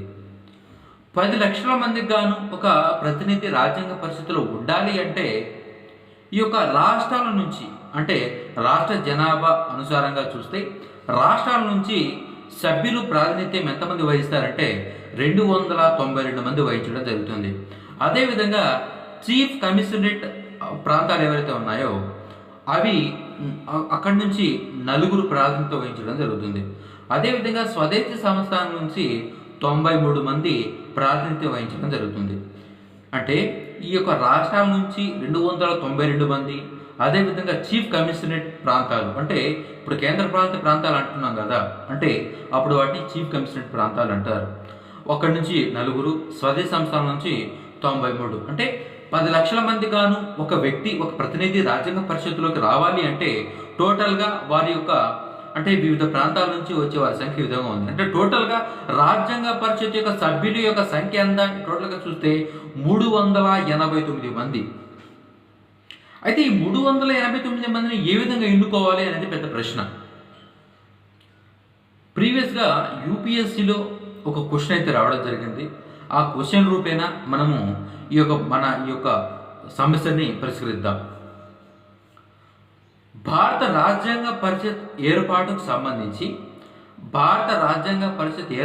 సంబంధించి క్రింది వాటిలో వాస్తవికం కానిది ఏంటి, అంటే వాస్తవం కానిది ఏంటి కింద వాటిని చూద్దాం. ఇప్పుడు ఆప్షన్ చూస్తే ఏ సాధారణ ఎన్నిక, బి నైసర్గిక ప్రాతినిధ్య పద్ధతి, సి మత ప్రాతిపదికగా, డి నియామక పద్ధతి, ఈ పైవన్నీ కరెక్టే. అంటే రాజ్యాంగ పరిషత్తులో సభ్యులు ఎవరైతే ఉన్నారో వారి యొక్క ఎన్నికకు సంబంధించి ఈ క్వశ్చన్ అయితే అడగడం జరిగింది. భారత రాజ్యాంగ పరిషత్ ఏర్పాటుకు సంబంధించి కింది వాటిలో వాస్తవికం కానిది ఏంటి? మొదటిది ఏంది సాధారణ ఎన్నిక, రెండవది ఏంది నైసర్గిక యొక్క ప్రాతినిధ్యం పద్ధతి, 3 మత ప్రాతిపదిక, డి నియామక పద్ధతి, తర్వాత పైవన్నీ కరెక్టే. చాలామంది ఈ యొక్క క్వశ్చన్ చూడగానే ఆన్సర్ ఏమనుకుంటారంటే మత ప్రాతిపదికగా అని, అది రాంగ్. అంటే మతాన్ని అనుసరించి రాజ్యాంగ పరిషత్ సభ్యులు ఎన్నుకోలేదని చెప్పి చాలామంది అనుకోవడం జరుగుతుంది. కానీ మతాన్ని అనుసరించి రాజ్యాంగ పరిషత్తుల సభ్యులు ఎన్నుకోవడం జరిగింది. సిక్కులకి మరియు ముస్లింలకి ప్రత్యేకమైనటువంటి రిజర్వేషన్ కల్పించి వారికి ప్రాతినిధ్యం కల్పించడం జరిగింది. అంటే ఇప్పుడు సి కాదు ఫస్ట్ ఆఫ్ ఆల్.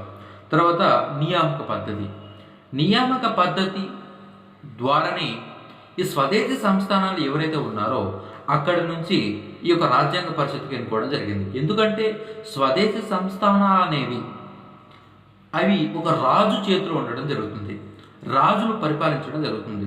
అక్కడ ఒక పార్లమెంట్ అంటూ అక్కడ ఎన్నికలు అంటూ ఏమి ఉండవు. అప్పటి వరకు వాళ్ళకంటూ ఎటువంటి ఎన్నిక పద్ధతి కానీ పార్లమెంట్ కానీ ఏం లేకపోవడం వల్ల ఇక్కడ ఖచ్చితంగా వాళ్ళు కూడా ప్రాతినిధ్యం వహించాలి. కాబట్టి రాజ్యాంగ పరిషత్తులో వారిని నియామక పద్ధతులు అంటే ఆ రాజుకి అది ఆ సందేశం పంపించి మీ యొక్క సంస్థానం తరపున మీ యొక్క ఇంతమంది మీరు ఎలిజిబుల్ అవుతారు రాజ్యాంగ పరిషత్కి, మీరు ఎవరిని పంపించుకుంటారు మీ యొక్క ప్రతినిధిగా పంపించండి, మేము వారిని నియమిస్తామని చెప్పి ఆ రాజుకు సందేశం అందించడం జరుగుతుంది. అంటే అక్కడ ఎటువంటి ఎలక్షన్స్ అనేది పెట్టారు. దాని తర్వాత మత ప్రాతిపదికన ముస్లింలకు సిక్కులకి సీట్లు కేటాయించారు. అదేవిధంగా నియామక పద్ధతి ద్వారా స్వదేశీ సంస్థానాలు ఎవరైతే ఉన్నారో వారి యొక్క ప్రజాప్రతినిధిని నియమించారు.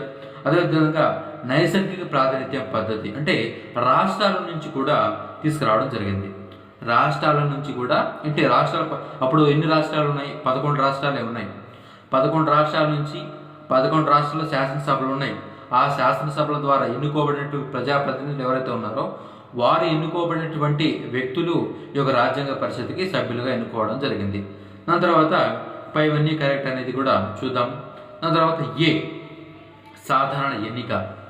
సాధారణ ఎన్నిక అనేది రాంగ్.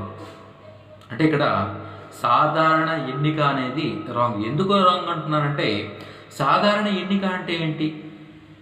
కేవలము భారత ప్రజలు ఎవరైతే ఉన్నారో వారందరికీ కూడా సార్వత్రిక వయోజన ఓటుకు కల్పించి వారందరికీ కూడా ఓటు వేయడంలో పాల్గొని ద్వాంద్వార ఎన్నిక అయితే అది సాధారణ ఎన్నిక అవుతుంది.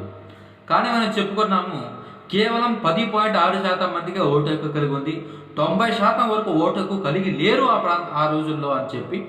అంటే అందరికీ ఓటు హక్కు లేనప్పుడు అది సాధారణ ఎన్నిక ఏ విధంగా అవుతుంది?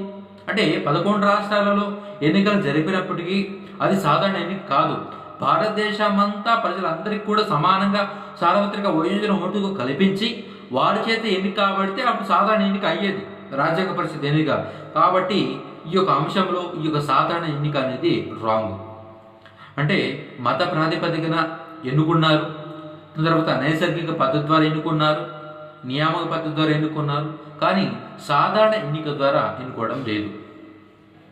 చాలామంది వ్యక్తులు అంటే ఈ సందర్భంలో చాలామంది ఏమనుకున్నారంటే ఈ యొక్క సార్వత్రిక వయోజన ఓటు ద్వారా అంటే ఈ యొక్క ఎలక్షన్ జరపండి రాజ్యాంగ పరిషత్ అని చెప్పడం జరిగింది. మనం చూసుకుంటే మనకు స్వాతంత్రం ఎప్పుడు వచ్చింది? 1947. మనకు రాజ్యాంగం ఎప్పుడు అమల్లోకి వచ్చింది? 1950. మనకి మొట్టమొదటిసారి ఈ యొక్క సాధారణ ఎన్నికలు ఎప్పుడు జరిగాయి? 1952. అంటే 1947లో మనకి స్వాతంత్రం వస్తే మనం ఈ యొక్క సాధారణ ఎన్నిక జరపడానికి ఎన్ని సంవత్సరాలు పట్టింది? 1952 పట్టింది. అంటే స్వాతంత్రం వచ్చిన తర్వాత మనము సాధారణ ఎన్నికలు జరుపుకోవడానికి 5 సంవత్సరాలు పట్టింది. అలాంటప్పుడు ఈ రాజ్యాంగ పరిషత్ కూడా సాధారణ ఎన్నికలు జరపాలంటే 5 సంవత్సరాలు పట్టేది. కానీ ఈ రాజ్యాంగ పరిషత్తుకు సాధారణ ఎన్నికలు పెట్టలేదు. అంటే ఎవరిని ఏ విధంగా నియమించే ఈ యొక్క అవకాశం ఉందో ఆ విధంగా నియమించడం జరిగింది. ఎందుకు? వీరైనంత త్వరగా ఈ భారతదేశాన్ని ఈ స్వాతంత్రం ఇచ్చేసి వారు వెళ్ళిపోదామనే ఆలోచనలు బ్రిటిష్ వారు ఉన్నారు. కాబట్టి వారికి ఏ రకంగా వారికి అవకాశం కలిగితే ఆ రకంగా ఎన్నికలు జరిపి నియమించి రాజ్యాంగ పరిషత్ని 1946లో ఏర్పాటు చేయడం జరిగింది. 1946 జూన్ జూలైలో ఈ యొక్క రాజ్యాంగ పరిషత్కి 11 రాష్ట్రాల నుంచి ఎన్నికలు జరిగాయి. ఆ 11 రాష్ట్రాల నుంచి సభ్యులు 292 మంది రాజ్యాంగ పరిషత్కి ఎన్నిక కాబట్టారు. అయితే టోటల్గా రాజ్యాంగ పరిషత్ అనేది ఈ విధంగా ఏర్పాటు కావడం జరిగింది. అంటే 389 మంది ఈ యొక్క సాధారణ ఎన్నికతో ఎన్నిక కాబడలేదు. ఈ యొక్క మత ప్రాతిపదికన కొంతమందిని, నంతరం నియామక పద్ధతి ద్వారా కొంతమందిని, నైసర్గిక పద్ధతి ద్వారా కొంతమందిని, ఈ విధంగా రకరకాలుగా అవకాశం ఇచ్చే విధంగా ఈ యొక్క ఎన్నికనైతే జరపడం జరిగింది. అదేవిధంగా రాజ్యాంగ పరిషత్ యొక్క నిర్మాణం, వాళ్ళ సభ్యులను ఎన్నుకోనే విధానం అయితే ఈ విధంగా జరగడం జరిగింది. ఈ యొక్క జూన్ జూలైలో 1946 ఈ యొక్క రాజ్యాంగ పరిషత్కి ఎన్నికలు జరగడం జరిగింది. అయితే ఒక క్వశ్చన్ అయితే ప్రీవియస్గా అడగడం జరిగింది, చాలామంది అభ్యర్థులు కన్ఫ్యూజన్ కావడం జరిగింది. డాక్టర్ బిఆర్ అంబేద్కర్ ఏ ప్రాంతం నుంచి రాజ్యాంగ పరిషత్కి ఎన్నిక కాబడినారు? మొదటి క్వశ్చన్, డాక్టర్ బిఆర్ అంబేద్కర్ గారు రాజ్యాంగ పరిషత్కి ఏ ప్రాంతం నుంచి ప్రాతినిధ్యం వహించారు? రెండో క్వశ్చన్, మొదటి క్వశ్చన్ ఏంటి? డాక్టర్ బిఆర్ అంబేద్కర్ గారు రాజ్యాంగ పరిషత్కి ఎక్కడ నుండి ఎన్నిక కాబడినారు? First question. రెండో క్వశ్చన్, డాక్టర్ బిఆర్ అంబేద్కర్ గారు ఎక్కడి నుంచి రాజ్యాంగ పరిషత్కి ప్రాతినిధ్యం వహించారు? ఇక్కడ రెండు చూస్తే మనకు సేమ్గా అనిపిస్తాయి క్వశ్చన్లు, కానీ వ్యత్యాసం చాలా ఉంది. ఎన్నుకోబడటం వేరు, ప్రాతినిధ్యం వహించడం వేరు. అంటే డాక్టర్ బిఆర్ అంబేద్కర్ గారు రాజ్యాంగ పరిషత్కి బెంగాల్ నుంచి ఎన్నిక కాబడడం జరిగింది 1946లో. అయితే రాజ్యాంగ పరిషత్ అనేది 1946 ఎన్నికలు జూన్ జూలైలో జరిగితే దాని తర్వాత కాలంలో దేశ విభజన జరగడం జరిగింది. దేశ విభజన జరిగే క్రమంలో డాక్టర్ బిఆర్ అంబేద్కర్ గారు ఎన్నిక కాబడినటువంటి బెంగాల్ ప్రాంతం ఏదైతే ఉందో, బెంగాల్ ప్రాంతం ఏదైతే ఉందో అది పాకిస్తాన్లో కలవడం జరిగింది. ఎక్కడి నుంచి అయితే రాజ్యాంగ పరిషత్కి డాక్టర్ బిఆర్ అంబేద్కర్ ఎన్నిక కాబడినారో ఆ ప్రాంతం అనేది దేశ విభజన తర్వాత పాకిస్తాన్లో కలవడం జరిగింది. అంటే దేశ విభజన తర్వాత ఆ ప్రాంతం అనేది పాకిస్తాన్లో కలవడం ద్వారా డాక్టర్ బిఆర్ అంబేద్కర్ గారికి ఈ యొక్క రాజ్యాంగ పరిషత్తులో సభ్యత్వం కోల్పోవడం జరిగింది. దాని తర్వాత బొంబాయిలో ఒక వ్యక్తి అప్పటి వరకు రాజ్యాంగ పరిషత్తుకి ప్రాతినిధ్యం వహిస్తూ ఉండడం జరిగింది. అయితే అతనికి ఆరోగ్య సమస్య వల్ల అతను తనువు చాలించడం జరిగింది. అయితే ఆ ప్రాంతం నుంచి ఈయన ప్రాతినిధ్యం వహించడం జరుగుతుంది. గమనించాలి, డాక్టర్ బిఆర్ అంబేద్కర్ రాజ్యాంగ పరిషత్తుకి ఎన్నిక కాబడినటువంటి ప్రాంతం బెంగాల్, కానీ రాజ్యాంగ పరిషత్తుకి ప్రాతినిధ్యం వహించింది బొంబాయి. అంటే కారణం ఏంటి? అతను ఎన్నుకోబడినటువంటి ప్రాంతం ఏదైతే ఉందో దేశ విభజన తర్వాత అది పాకిస్తాన్ కలిసిపోవడం జరిగింది. కాబట్టి ఆ విధంగా జరగడం జరిగింది. మరొక క్వశ్చన్ ఏంటంటే, రాజ్యాంగ పరిషత్ ఎన్నికల్లో ఓడిపోయినా కూడా రాజ్యాంగ పరిషత్ సభ్యత్వం పొందిన వ్యక్తి ఎవరు? క్వశ్చన్ కూడా ఇట్లాంటివన్నీ కూడా చాలా ఇంపార్టెంట్. ఇట్లాంటి తికమక క్వశ్చన్ అడుగుతుంటారు. మనం వీటేమో అవసరం లేదనుకుంటాము, ఇవి చాలా ఇంపార్టెంట్. రాజ్యాంగ పరిషత్ ఎన్నికల్లో ఓడిపోయినా కూడా రాజ్యాంగ పరిషత్ సభ్యత్వం పొందిన వ్యక్తి ఎవరు అంటే శ్యామ్ ప్రసాద్ ముఖర్జీ. ఈయన ఎవరంటే ప్రస్తుతము కేంద్రంలో అధికారంలో ఉన్నటువంటి బీజేపీ పార్టీ ఏదైతే ఉందో దాని యొక్క ఒరిజినల్ పార్టీ స్థాపకుడు ఈయనే. బీజేఎస్, భారత జనసంఘ్ పార్టీ స్థాపకుడు ఈయనే. అంటే ఈ భారతీయ జనతా పార్టీ అనేది దీంట్లోనే ఒక భాగంగా ఉండేది. దాని తర్వాత 1980 సంవత్సరంలో ఈ భారత జాతీయ కాంగ్రెస్ అనేది సపరేట్గా వచ్చి దాని తర్వాత దాని కార్యక్రమాలు అనేది ఆ విధంగా ఉండడం జరిగింది. అయితే బీజేపీ పార్టీ యొక్క ఒరిజినల్ స్థాపకుడు ఈ యొక్క శ్యామ్ ప్రసాద్ ముఖర్జీ ఈ విధంగా ఉండడం జరిగింది. అయితే ఈ రాజ్యాంగ పరిషత్తులో కొన్ని వర్గాలకు కొంతమంది ప్రాతినిధ్యం వహించడం జరిగింది. వాటిని ఇప్పుడు ఒకసారి విపులంగా చూద్దాం. భారత జాతీయ కాంగ్రెస్కి జవహర్లాల్ నెహ్రూ, అదేవిధంగా సర్దార్ వల్లభాయ్ పటేల్, రాజేంద్ర ప్రసాద్, అదేవిధంగా పట్టాభి సీతారామయ్య.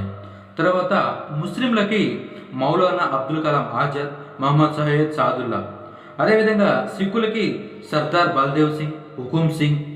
తర్వాత పార్సీకులకి డాక్టర్ హెచ్బి మోడీ. దాని తర్వాత ఆంగ్లో ఇండియన్ అంటే యూరోపియన్లకి ఫ్రాంక్ యాంటోనీ. హిందూ మహాసభలకి డాక్టర్ శ్యామ్ ప్రసాద్ ముఖర్జీ, దాని తర్వాత ఎంఆర్ టయాంకర్. దాని తర్వాత అఖిల భారత షెడ్యూల్ కులాల సంఘానికి డాక్టర్ బిఆర్ అంబేద్కర్. అదేవిధంగా అఖిల భారత మహిళల సంఘానికి హంసా మెహతా. అఖిల భారత జమీందారుల సంఘానికి దర్బాంద మహారాజా. అఖిల భారత కార్మిక సంఘానికి బాబా జగ్జీవనరాం. అల్పసంఖ్యాక వర్గాలకి డాక్టర్ హెచ్సి ముఖర్జీ. వీరు ఈ రాజ్యాంగ పరిషత్ నిర్మాణంలో వివిధ వర్గాలకి వారి యొక్క ప్రాతినిధ్యం వహించడం జరుగుతుంది. జాగ్రత్తగా గమనించాలి.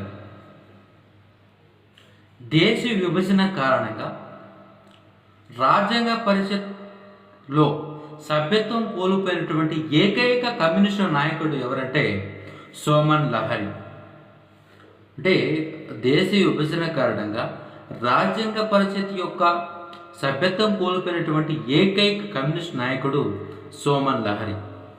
తర్వాత మనం ఇందాక చూసాము రాజ్యాంగ పరిషత్ యొక్క సభ్యుల సంఖ్య 389.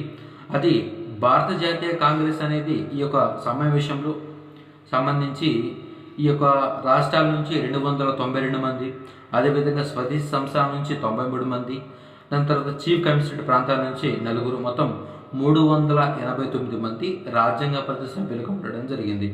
ఎప్పుడు ఇది దేశ విభజన ముందు.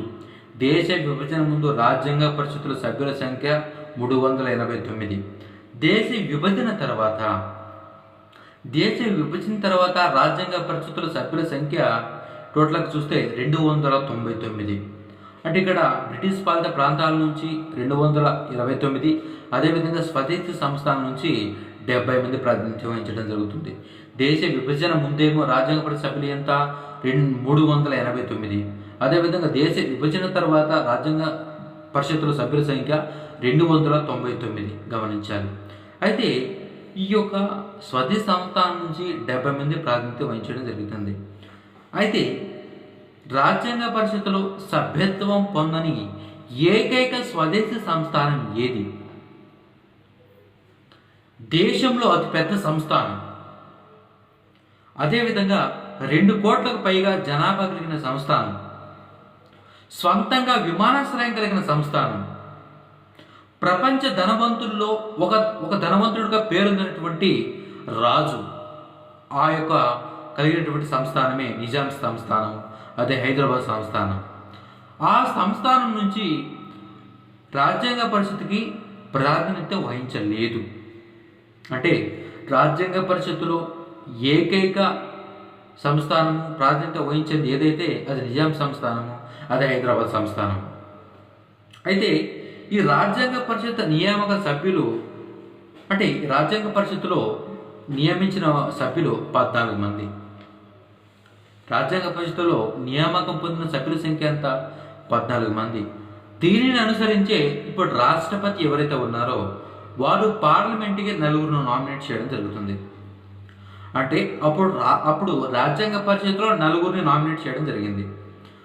ఆ యొక్క సాంప్రదాయాన్ని అనుసరించే మన భారత రాజ్యాంగంలో ఏ పార్లమెంట్కి రాష్ట్రపతి 4 నామినేట్ చేస్తారనే అంశాన్ని ప్రస్తావించడం జరిగింది.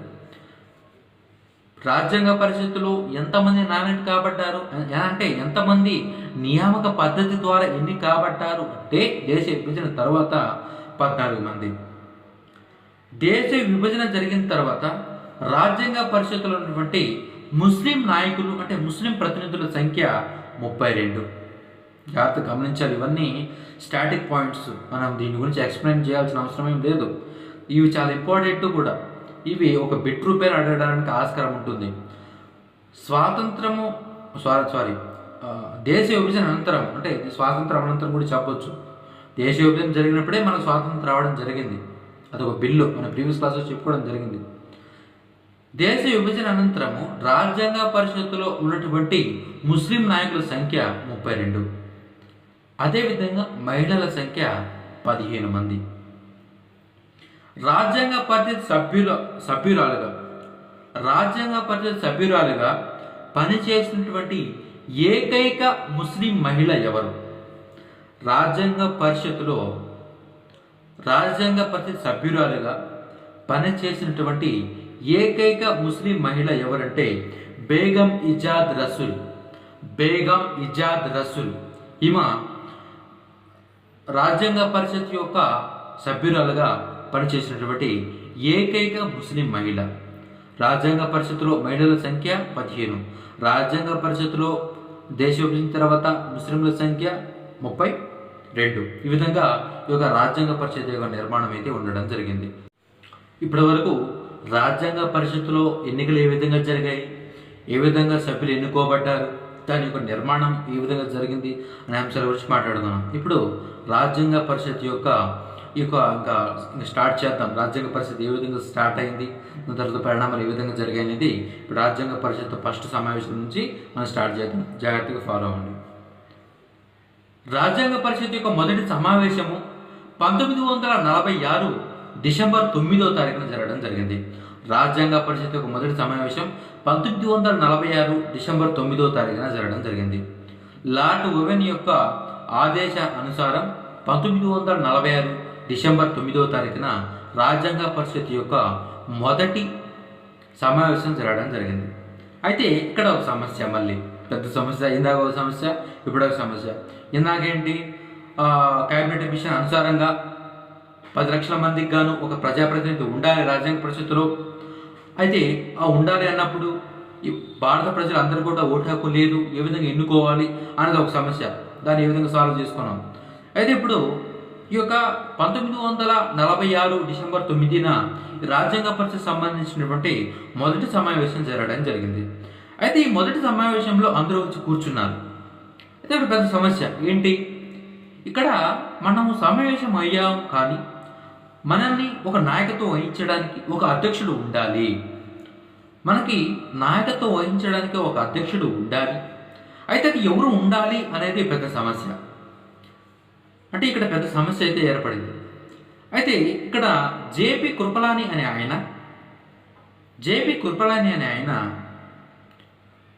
భారత రాజ్యాంగ పరిషత్ యొక్క అధ్యక్షుడిగా, ఇక్కడ పాయింట్, తాత్కాలిక అధ్యక్షుడిగా సచ్చిదానంద సిన్హాని ఎన్నుకోవడం జరిగింది. ఆయన నియమించడం జరుగుతుంది. జేపీ కృపలాని అనే ఆయన భారత రాజ్యాంగ పరిషత్ యొక్క తాత్కాలిక అధ్యక్షుడిగా మరియు మొదటి అధ్యక్షుడిగా ఈ యొక్క సచ్చిదానంద సిన్హా గారిని ఎన్నిక చేయడం జరుగుతుంది. ఎందుకు భారత రాజ్యాంగ పరిషత్తులో ఇంతమంది ఉంటే కేవలం సచ్చిదానంద సిన్హా గారిని ఎందుకు రాజ్యాంగ పరిషత్ సభ్యుడి యొక్క అధ్యక్షుడిగా ఎన్నుకున్నాడు అంటే ఇక్కడ ఒక సమస్య కాదు, ఒక ఎక్స్ప్లెనేషన్. ఏంటంటే 1789లో ఈ యొక్క ఫ్రెంచ్ విప్లవం జరగడం జరిగింది. ఈ యొక్క ఫ్రెంచ్ విప్లవం ఎందుకు జరిగింది? ఆ ఫ్రెంచ్ రాజుకు వ్యతిరేకంగా ఫ్రెంచ్ విప్లవం 1789లో జరగడం జరిగింది. అంటే అక్కడ ఉన్నటువంటి నిరంకుశానికి వ్యతిరేకంగా అక్కడ ఈ యొక్క ఫ్రెంచ్ విప్లవం అనేది 1789లో రావడం జరిగింది. ప్రపంచ చరిత్రలో మార్చినటువంటి విప్లవాలలో ఈ ఫ్రెంచ్ విప్లవం ఒకటి. అయితే ఈ ఫ్రెంచ్ విప్లవం అనేది 1789 సంవత్సరంలో సక్సెస్ కావడం జరిగింది. అయితే ఆ ఫ్రెంచ్ విప్లవ నాయకులు ఎవరైతే ఉన్నారో, ఇక మన దేశానికి సంబంధించి ఫ్రెంచ్ దేశానికి సంబంధించినటువంటి మనం ఒక రాజ్యాంగాన్ని రచించుకోవాలి. తర్వాత మన దేశం అనేది ముందుకు ఏ విధంగా పోవాలి, మన కార్యక్రమం ఏ విధంగా డిజైన్ చేసుకోవాలి, మనం స్వంతంగా ఏ విధంగా మన దేశాన్ని ముందుకు సాగించుకోవాలి అని చెప్పి వాళ్ళు ఒక సమావేశం కావడానికి వారి ఫ్రెంచ్ పార్లమెంట్కి రావడం జరుగుతుంది. అందరూ వచ్చి గుంపుగా ఒక సమావేశం కావడానికి రావడం జరుగుతుంది. అయితే ఆ ఫ్రెంచ్ పార్లమెంట్ యొక్క స్పీకర్ ఎవరైతే ఉన్నారో ఆయన ఆ పార్లమెంట్కి తాళం వేసుకుని వెళ్ళిపోవడం జరుగుతుంది. ఎందుకు తాళం వేసుకుని వెళ్తాడు? ఆ స్పీకర్ ఎవరైతే ఉన్నారో ఆయన రాజుగారి యొక్క పక్షపాతి, అంటే రాజుగారి మనిషి. కాబట్టి రాజుగారికి వ్యతిరేకంగా వీరు విప్లవం చేశారు, గెలిచారు. వీరు ఇప్పుడు వచ్చి ఇక్కడ సమావేశం పెట్టుకోవడానికి వస్తున్నారని చెప్పి ఆయన ఆ పార్లమెంట్కి తాళం వేసి ఆ స్పీకర్ వెళ్ళిపోవడం జరుగుతుంది. రాజుగారి దగ్గరికి వెళ్ళిపోయి ఏటా నేను తాళం వేసి ఇచ్చాను, వాళ్ళు ఇప్పుడు ఏ విధంగా సమావేశం అవుతారో చూద్దాంలే అని చెప్పి ఆయన రాజుగారి పక్కన కూర్చొని ఉండడం జరుగుతుంది. అయితే వాళ్ళు ఆ పార్లమెంట్ దగ్గరికి వెళ్ళి ఆ తాళం వేయడం చూసి వాళ్ళు ఏం చేస్తారంటే, వేస్తే వేశారులే పోని, మనం పక్కనే ఉన్నటువంటి టెన్నిస్ కోర్టులో కూర్చొని సమావేశం అవుదాము, మన యొక్క కార్యక్రమాన్ని మాట్లాడుకుందామని చెప్పి వారందరూ కూడా, ఉద్యమ నాయకులందరూ కూడా పక్కనే ఆ ఫ్రెంచ్ పార్లమెంట్ పక్కన ఉన్నటువంటి టెన్నిస్ కోర్టులో కూర్చొని వాళ్ళు ఒక నిర్ణయాలు తీసుకోవడం జరుగుతుంది. తర్వాత మనం ఏ విధంగా చేయాలి, మన దేశాన్ని ముందుకెలా తీసుకువెళ్ళాలని చెప్పి వాళ్ళు ఒక నిర్ణయం తీసుకోవడం జరుగుతుంది. ఆ యొక్క మీటింగ్ని టెన్నిస్ కోర్ట్ మీటింగ్ అని కూడా చెప్పడం జరుగుతుంది. అదంట వరల్డ్ హిస్టరీ, మనకు అంత అవసరం లేదు, కేవలం మనకి ఇక్కడ ఒక పాయింట్ ఉంది దానికోసమే. అయితే ఈ విధంగా వాళ్ళు సమావేశం కావడం జరుగుతుంది. వాళ్ళు కూడా ఒక ఒక ఆలోచన అయితే రావడం జరుగుతుంది. మనము ఈ విధంగా సమావేశం ఏర్పరచుకున్నాము, ఈ విధంగా కార్యాన్ని మనం నిర్వహణ చేయాలని చెప్పి మనం అనుకుంటున్నాం. అయితే మనల్ని రెగ్యులేట్ చేయడం కోసం మనకు ఒక నాయకుడు కావాలి, మనకు ఒక అధ్యక్షుడు కావాలి, ఎలా ఎన్నుకోవాలి మన అధ్యక్షుడిని అని చెప్పి వాళ్ళు ఒక పెద్ద క్వశ్చన్ అయితే రావడం జరిగింది. వాళ్ళకు కూడా వాళ్ళు అప్పుడు ఏమని ఆలోచిస్తారంటే, మనలో ఎవరైతే సీనియర్గా ఉన్నారో, మనలో ఎవరైతే సీనియారిటీగా ఉన్నారో వారిని మన యొక్క అధ్యక్షుడిగా ఎన్నుకుందామని చెప్పి వారిని ఎవరైతే అధ్యక్షుడిగా ఉన్నారో వారిని ఎన్నుకోవడం జరుగుతుంది.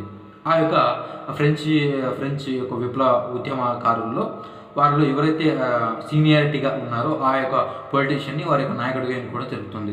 వారి యొక్క సమావేశానికి, వారి యొక్క కార్యనిర్వహణకి, వారి యొక్క నాయకత్వం వహించే విధంగా ఒక సీనియర్ అభ్యర్థిని ఎన్నుకోవడం జరుగుతుంది. ఇక్కడ జేపీ కృపలాని కూడా ఆయన కూడా ఈ సచ్చిదానంద సిన్హాని భారత రాజ్యాంగ పరిషత్కి అధ్యక్షుడిగా ఎన్నిక చేయడానికి కారణం కూడా అదే. ఎందుకంటే భారత రాజ్యాంగ పరిషత్ సభ్యుల అందరికల్లా ఒక సీనియర్ మోస్ట్ పొలిటీషియన్ ఈ సచ్చిదానంద సిన్హా. అంటే అందరికంటే పెద్దవాడు, సీనియర్ పర్సన్ ఈ సచ్చిదానంద సిన్హా. కాబట్టి ఫ్రెంచ్ విప్లవం యొక్క దాన్ని అనుసరించి మనం కూడా మనలో ఎవరైతే సీనియారిటీగా ఉన్నారో అతన్ని మనము మన యొక్క రాజ్యాంగ పరిషత్ అధ్యక్షుడిగా ఎన్నుకోవాలని చెప్పి ఈ జేపీ కృపలాని అనే ఆయన ఈ సచ్చిదానంద సిన్హాని భారత రాజ్యాంగ పరిషత్ ఈ యొక్క అధ్యక్షుడిగా ఎన్నిక కావడం జరుగుతుంది. అయితే నేను ఒక పాయింట్లో ఈ యొక్క అంశాన్ని చెప్పేయచ్చు. సీనియర్ పొలిటీషియన్ కాబట్టి ఈ సచ్చిదానంద సిన్హాని ఈ యొక్క రాజ్యాంగ పరిషత్ సంబంధించినటువంటి అధ్యక్షుడికి ఎన్నిక కాబడ్డారని చెప్పి నేను ఫ్రెంచ్ విప్లవాన్ని కూడా దానికి సంబంధించినటువంటి ఒక సంఘటన కూడా నేను మీకు ఎక్స్ప్లెయిన్ చేయడానికి కారణం ఏంటంటే, ప్రస్తుతం ఈ యొక్క అంశం అనేది మన భారత రాజ్యాంగంలో కూడా ఉంది. ఎప్పుడు ఉందంటే, నూతనంగా ఎన్నిక కాబడినటువంటి ఇక ఎంపీలు కానీ ఎమ్మెల్యేలు కానీ ఎక్కడైనా కూడా శాసనసభలలో వారు ఎవరి ఎదుట ప్రమాణ స్వీకారం చేస్తారు? శాసనసభలలో నూతనంగా ఎన్నిక కాబడినటువంటి ప్రజాప్రతినిధులు ఈ యొక్క ఎవరి ముందు ప్రమాణ స్వీకారం చేస్తారంటే ప్రొటెన్ స్పీకర్ ముందు వీరు ప్రమాణ స్వీకారం చేయడం జరుగుతుంది. ఆ ప్రొటెన్ స్పీకరు అతను ప్రజాప్రతినిధి కాదు, అంటే ప్రజల చేత ఎన్నిక కాబడినటువంటి వ్యక్తి కాదు. ఆయన ఎవరంటే ఒక సీనియర్ మోస్ట్ పొలిటీషియన్, అంటే ఒక సీనియర్ వ్యక్తిని ప్రొటెన్ స్పీకర్గా ఎన్నిక చేస్తారు, నియమిస్తారు. ఎవరిని నియమిస్తారు? ప్రొటెన్ స్పీకర్ని రాష్ట్రపతి నియమించడం జరుగుతుంది. పార్లమెంటులో సభ్యులు నూతనంగా ఎన్నికబడినటువంటి ఎంపీలు ఎవరి ఎదుట ప్రమాణ స్వీకారం చేస్తారు? Pro tem speaker. ఆ ప్రొటెన్ స్పీకర్ ఏ విధంగా నియమించబడతారు? వారి యొక్క సీనియారిటీ దృష్ట్యా అతని ప్రొటెన్ స్పీకర్గా ఎన్నిక చేస్తారు, నియమిస్తారు. ఎవరు నియమిస్తారు? రాష్ట్రపతి నియమించడం జరుగుతుంది. అంటే ఈ యొక్క 1789లో ఫ్రెంచ్ విప్లవంలో వారి యొక్క నాయకుని సీనియారిటీ ఈ యొక్క వేలో వాళ్ళు ఎన్నుకుంటే దాని నుంచి ప్రేరణ పొందినటువంటి రాజ్యాంగ పరిషత్ వారి యొక్క రాజ్యాంగ పరిషత్ అధ్యక్షుడిని సచ్చిదానంద సిన్హాని ఒక సీనియర్ మోస్ట్ పర్సన్గా అతన్ని అధ్యక్షుడిగా ఎన్నుకుంటే ఆ యొక్క సాంప్రదాయాన్ని మన భారత రాజ్యాంగంలో కూడా ప్రొటెన్ స్పీకర్ ఎన్నుకోవడంలో మనం అవలంబిస్తున్నాము. ఇది గమనించాలి. ఈ యొక్క అంశం కోసమే నేను ఇంత చెప్పడం జరిగింది. ఈ ప్రొటెన్ స్పీకర్ని సీనియర్ మోస్ట్ అంశాన్ని దృష్టిలో పెట్టుకొని అతను ఎన్నిక చేయడం జరుగుతుంది. అతన్ని ఈ యొక్క రాష్ట్రపతి లోక్సభ పార్లమెంట్లో నియమించడం జరుగుతుంది. కాబట్టి ఈ యొక్క అంశాన్ని గమనించాలి. ఇక రాజ్యాంగ పరిషత్ అనుసరించి మొట్టమొదటిసారి అంటే రాజ్యాంగ పరిషత్ గురించి రాజ్యాంగ పరిషత్తులో ప్రసంగించినటువంటి వ్యక్తి ఎవరు? మొట్టమొదటి వ్యక్తి రాజ్యాంగ పరిషత్ గురించి రాజ్యాంగ పరిషత్లో మొట్టమొదటిసారి ప్రసంగించిన వ్యక్తి ఈయనని, అధ్యక్షుడే సచ్చిదానంద సిన్హా. దాని తర్వాత రాజ్యాంగ పరిషత్ గురించి చివరగా ప్రసంగించిన వ్యక్తి బాబు రాజేంద్ర ప్రసాద్. గమనించాలి, మొదటగా ప్రసంగించిన వ్యక్తి ఈ డాక్టర్ సచ్చిదానంద సిన్హా, అదేవిధంగా చివరగా ప్రసంగించిన వ్యక్తి బాబు రాజేంద్ర ప్రసాద్.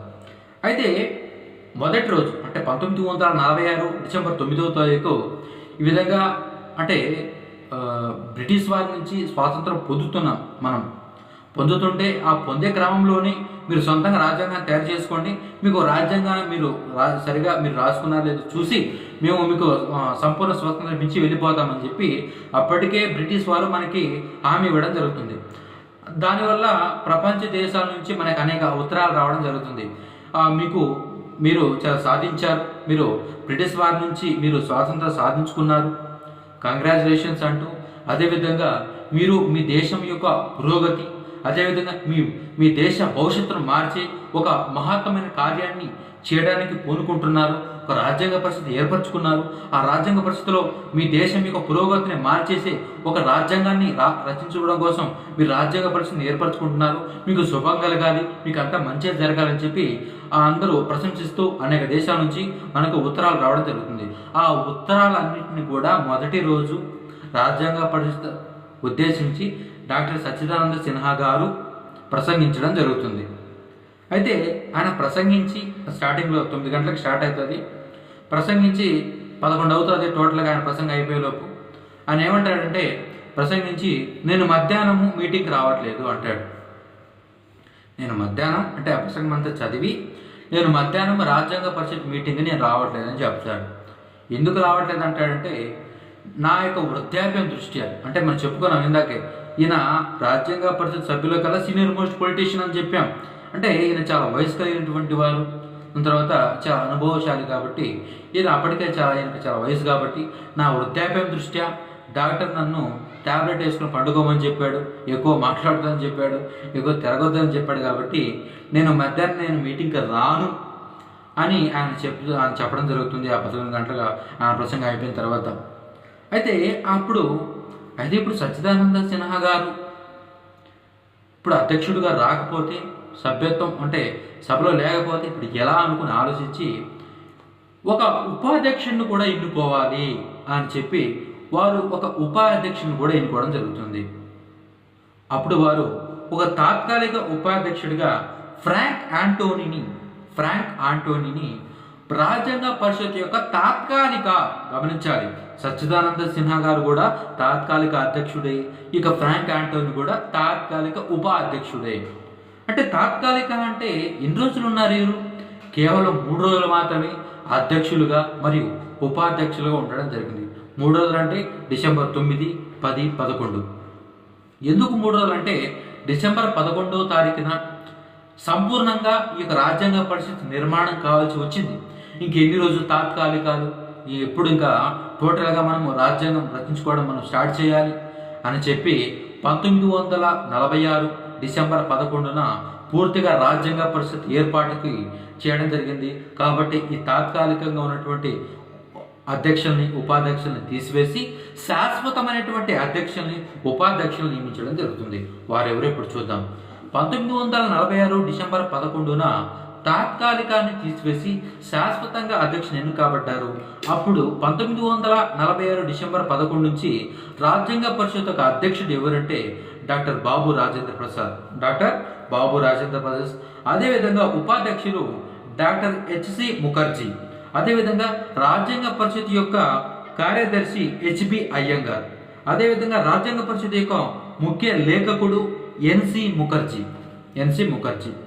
ఈ విధంగా ఎన్నిక అవ్వడం జరుగుతుంది. అయితే ఇక్కడ శాశ్వతమైనటువంటి రాజ్యాంగ పరిషత్ అధ్యక్షును కూడా జేపీ కృపలానియే ఎన్నిక అంటే ఆ పేరును ప్రతిపాదించడం జరిగింది. డాక్టర్ రాజేంద్ర ప్రసాదే ఈ యొక్క రాజ్యాంగ పరిషత్కి శాశ్వతమైనటువంటి అధ్యక్షుడిగా ఉంటారని చెప్పి. ఎందుకంటే ఈ జేపీ కృపలాని ఎందుకు చెప్పారంటే ఆయన అప్పుడు ఈ భారత జాతీయ కాంగ్రెస్లో ఒక ఉన్నతమైనటువంటి నాయకుడిగా ఉన్నాడు, అత్యున్నత నాయకుడిగా ఉన్నాడు. కాబట్టి దాంతోపాటు ఈ భారత జాతీయ కాంగ్రెస్ అనేది దేశ విభజన ముందు దేశంలో దాని యొక్క స్ట్రెంత్ 68% మాత్రం ఉండేది.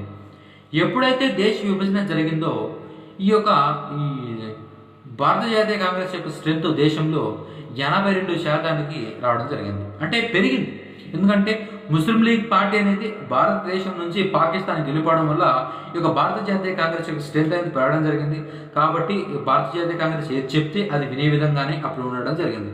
కాబట్టి ఆ భారత జాతీయ కాంగ్రెస్లో ఒక ప్రముఖమైన వ్యక్తి కాబట్టి జేబ్ కృపలాని గారు వారు ఈయన పేరుని అంటే డాక్టర్ బాబు రాజేంద్ర ప్రసాద్ అధ్యక్షుడిగా ఉంటారని ఈయన పేరు ప్రతిపాదించడంతో ఇವರು మాట్లాడకుండా అందరూ కూడా సుముఖంగా వ్యాఖ్యలు చేయడం జరిగింది. దాంతోపాటు ఈ విధంగా సమావేశాలు జరుగుతూ ఉన్నాయి. అంటే ఈ విధంగా అధ్యక్షుడిని, ఉపాధ్యక్షుడిని, కార్యదర్శిని, ముఖ్య లేఖకుడిని ఈ విధంగా ఎన్నికలు చేసుకున్నారు. అయితే రోజు ఈ రాజ్యాంగ పరిషత్ యొక్క సమావేశాలు జరుగుతున్నాయి. అయితే ఒక వ్యక్తి రోజు వచ్చి ఆ రాజ్యాంగ పరిషత్తులో కూర్చుంటున్నాడు. అందరూ వాదనలు ప్రతివాదనలు ఈ విధంగా ఉండాలి, ఈ విధంగా రచించుకోవాలి, మన భారత రాజ్యాంగాన్ని ఈ విధంగా రచించుకోవాలని చెప్పి ప్రతివాదన వింటున్నాడు. కానీ ఈయన మాత్రము సైలెంట్గా ఏం మాట్లాడకుండా సైలెంట్గా కూర్చుని ఉన్నాడు. అక్కడ ఏం మాట్లాడలేదు. వారు ఏం మాట్లాడినా కూడా ఏం మాట్లాడకుండా సైలెంట్గా కూర్చున్నాడు.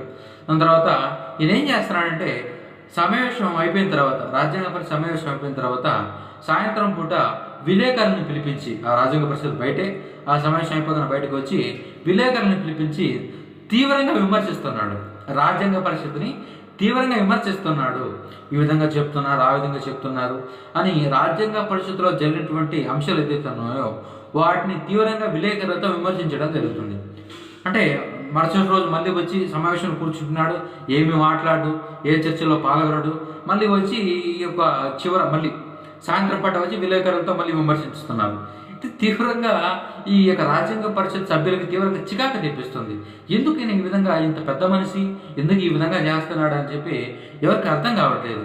అక్కడేమో రాజ్యాంగ పరిషత్ సమావేశంలో ఏం మాట్లాడు, ఏం చర్చలో పాల్గొండు, కానీ తీరా సమావేశం అయిపోయిన తర్వాత ఈ విధంగా విమర్శలు చేస్తూ రాజ్యాంగ పరిషత్ మీద విలేకరులతో మాట్లాడతారని చెప్పి అందరికీ ఒక చికాకు అయితే తెప్పించడం జరుగుతుంది ఈయన. అప్పుడు ఒక వ్యక్తి ఏమంటారంటే ఈయనకి కూడా రాజ్యాంగ పరిషత్తులో ఒక ముఖ్యమైన పదవి ఇస్తే సైలెంట్గా ఉంటాడేమో అని ఒక సలహా ఇవ్వడం జరుగుతుంది. సరే ఇద్దామని చెప్పి ఈయనకి ఉపాధ్యక్షుల పదవి ఇవ్వడం జరుగుతుంది. ఎవరైతే సమావేశాలు పెట్టి రోజు రచ్చరచ్చ చేస్తున్నారో ఆయనకి ఈ యొక్క రాజ్యాంగ పరిషత్తులో ఒక ఉపా అధ్యక్షుడు పదవి ఇవ్వడం జరుగుతుంది. ఆయన ఎవరంటే వీటి కృష్ణమాచారి. అంటే ఈ రాజ్యాంగ పరిషత్తుకి ఇద్దరు ఉపాధ్యక్షులు ఉన్నారు. ఒకరేమో హెచ్సి ముఖర్జీ, దాని తర్వాత ఈ కార్యక్రమాల తర్వాత ఈ యొక్క వీటి కృష్ణమాచారిని ఈ యొక్క రాజ్యాంగ పరిషత్తుకు ఉపాధ్యక్షుడిగా నియమించడం జరుగుతుంది. ఎప్పుడైతే ఈయనని ఉపాధ్యక్షుడిగా నియమించారో దాని తర్వాత ఈ యొక్క ప్రెస్ మీట్ ఆ విలేకరుల సమావేశం పెడితే ఒట్టు ఇంకా పెట్టలే, ఇంకా ఆయన కావాల్సింది వచ్చింది. అంటే వీటి కృష్ణమాచారిని ఈయనను కూడా తక్కువ చేయడానికి ఏం లేదు. ఈయన కాశ్మీర్ సంస్థానం రాజు దగ్గర మంత్రిగా పనిచేశారు. బరోడా సంస్థానంలో మంత్రిగా పనిచేశాడు. ఇప్పుడు మనం చెప్పుకుంటున్నాం చూడు, 2019లో 370 ఆర్టికల్ రద్దు చేశారని. ఆ 370 ఆర్టికల్ రూపకర్త ఈయననే, వీటి కృష్ణమాచారి. దానికి సలహా ఇచ్చింది, దాని రూపకల్పనకి అన్నింటినీ చూసింది, సెలవు చూపించింది ఈ వీటి కృష్ణమాచారి. 370 ఆర్టికల్ కాశ్మీర్కి ఈ ఒక ప్రత్యేకమైనటువంటి గుర్తింపు వచ్చే విధంగా ఆర్టికల్ పొందుపరచడం జరిగింది రాజ్యాంగంలో. ఆ రాజ్యాంగంలో పొందుపరిచిన 370 ఆర్టికల్కి రూపకల్పనకి దారి చూపించింది ఈ వీటి కృష్ణమాచారిని. కాబట్టి ఈయనను కూడా ఏం తక్కువ చేయడానికి ఏం లేదు.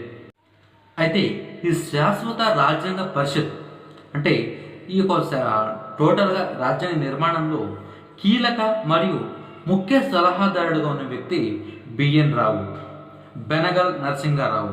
చాలా ఇంపార్టెంట్ పర్సన్ ఈయన, బెనగల్ నరసింహారావు. ఈయన గురించి అత్యంత కీలకంగా మనం ముందు డిస్కస్ చేసుకుంటాం. ఈయన చాలా కీలకమైనటువంటి వ్యక్తి బిఎన్ రావు. ఈయన రాజ్యాంగ పరిషత్ యొక్క ముఖ్య సలహాదారుడు. అంటే ఈయన రాజ్యాంగ పరిషత్ సభ్యుడు కాదు. చాలా మెయిన్ పాయింట్ ఇది. ఈయన రాజ్యాంగ పరిషత్ సభ్యుడు కాదు, అయినా కూడా ఈయన రాజ్యాంగ పరిషత్ యొక్క ముఖ్య సలహాదారుడు. ఈ బిఎన్ రావు యొక్క 3 ముఖ్యమైన అంశాల గురించి మనం చూద్దాం. ఒకటి మనం ఇప్పుడు చెప్పుకున్నదే, ఈయన రాజ్యాంగ పరిషత్ యొక్క ముఖ్య సలహాదారుడు, కానీ ఈయన రాజ్యాంగ పరిషత్ సభ్యుడు కాదు. రెండవ అంశము, భారత రాజ్యాంగ పరిషత్తులో భారత రాజ్యాంగానికి సంబంధించినటువంటి మొదటి ముసాయిదాని ప్రవేశపెట్టిన వ్యక్తి ఈయనే. భారత రాజ్యాంగ పరిషత్తులో భారత రాజ్యాంగ ముసాయిదాని ప్రవేశపెట్టినటువంటి మొదటి వ్యక్తి ఈ బిఎన్ రావుయే. దాని తర్వాత ఐసిజే, ఇంటర్నేషనల్ కోర్ట్ ఆఫ్ జస్టిస్, అంతర్జాతీయ న్యాయస్థానం, ది హేగ్లో ఉంటుంది. ఆ న్యాయస్థానంలో పనిచేసినటువంటి మొట్టమొదటి భారతీయుడు ఈ బిఎన్ రావుయే. ఈయన రాజ్యాంగ పరిషత్ యొక్క ముఖ్య సలహాదారుడు, కానీ ఈయన రాజ్యాంగ పరిషత్తులో సభ్యుడు కాదు. రెండవది, ఈయన రాజ్యాంగ పరిషత్తులో మొట్టమొదటిసారి రాజ్యాంగ సంబంధించినటువంటి మొదటి ముసాయిదాను ప్రవేశపెట్టారు. ముసాయిదా అంటే కూడా చాలామందికి బహుశా తెలియకపోవచ్చు. ఇక్కడ చెప్పడం కంటే దీనికి ముందు ఒక పాయింట్ ఉంది, అక్కడ చెప్తే మీకు ఇంకా బాగా అర్థం కావడం జరుగుతుంది. అయితే తర్వాత అంశము, ఈ యొక్క ఇంటర్నేషనల్ కోర్ట్ ఆఫ్ జస్టిస్లో కోర్టులో ఈయన మొదటి భారత న్యాయమూర్తిగా ఈయన పనిచేయడం జరుగుతుంది. అయితే ఇప్పుడు దాకా రాజ్యాంగ పరిషత్ యొక్క నిర్మాణం, రాజ్యాంగ పరిషత్తులో జరిగినటువంటి కొన్ని పరిణామాలు చెప్పుకున్నాం. అయితే ఇప్పుడు రాజ్యాంగ పరిషత్ సంబంధించినటువంటి ఒక వే ఆఫ్ చూద్దాం, అంటే డేట్ వైజ్గా రాజ్యాంగ పరిషత్తులో జరిగినటువంటి కొన్ని అంశాలు అయితే ఇప్పుడు చూద్దాం.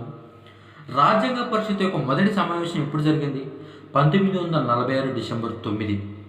ఈ రాజ్యాంగ పరిషత్తులో ఆశయాలు మరియు ఈ లక్ష్యాలు మరియు ఆశయాల యొక్క తీర్మానం ప్రవేశపెట్టింది డిసెంబర్ 13, 1946.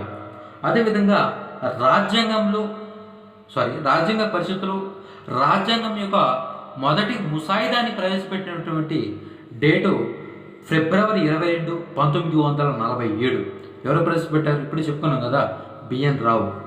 దాని తర్వాత ఈ యొక్క మొట్టమొదటి ముసాయిదా కమిటీ ఎప్పుడు ఏర్పాటు కావడం జరిగింది?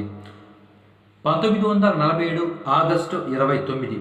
దాని తర్వాత రాజ్యాంగ పరిషత్ రాజ్యాంగాన్ని ఎప్పుడు ఆమోదించింది? రాజ్యాంగ పరిషత్తు రాజ్యాంగాన్ని ఎప్పుడు ఆమోదించింది? నవంబర్ 26, 1949. అదేవిధంగా రాజ్యాంగ పరిషత్ యొక్క చివరి సమావేశం ఎప్పుడు జరిగింది?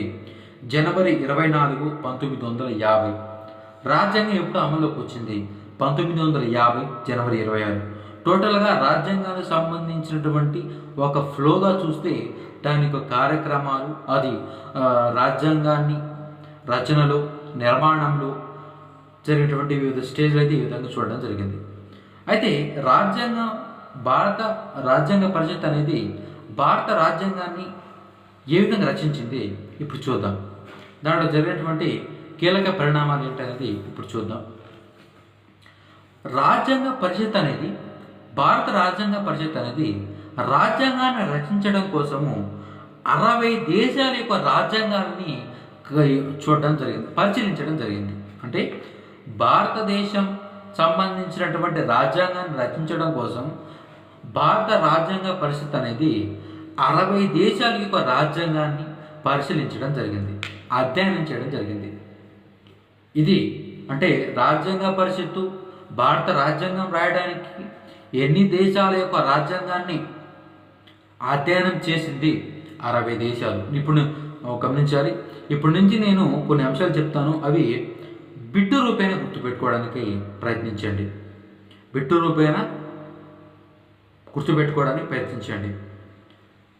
భారత రాజ్యాంగ పరిషత్తు భారత రాజ్యాంగాన్ని రచించడం కోసం ఎన్ని దేశాల రాజ్యాంగాన్ని అధ్యయనం చేసింది? 60 దేశాల యొక్క రాజ్యాంగాన్ని. భారత రాజ్యాంగ పరిషత్ యొక్క చిహ్నం ఏనుగు. ఆప్షన్లో ఏనుగు లేదని చెప్పి కొందరు ప్రీవియస్గా ఒక నోటిఫికేషన్ అడగడం జరిగింది. ఐరావతం అన్న ఏనుగు అన్న ఒకటే, అది గమనించాలి.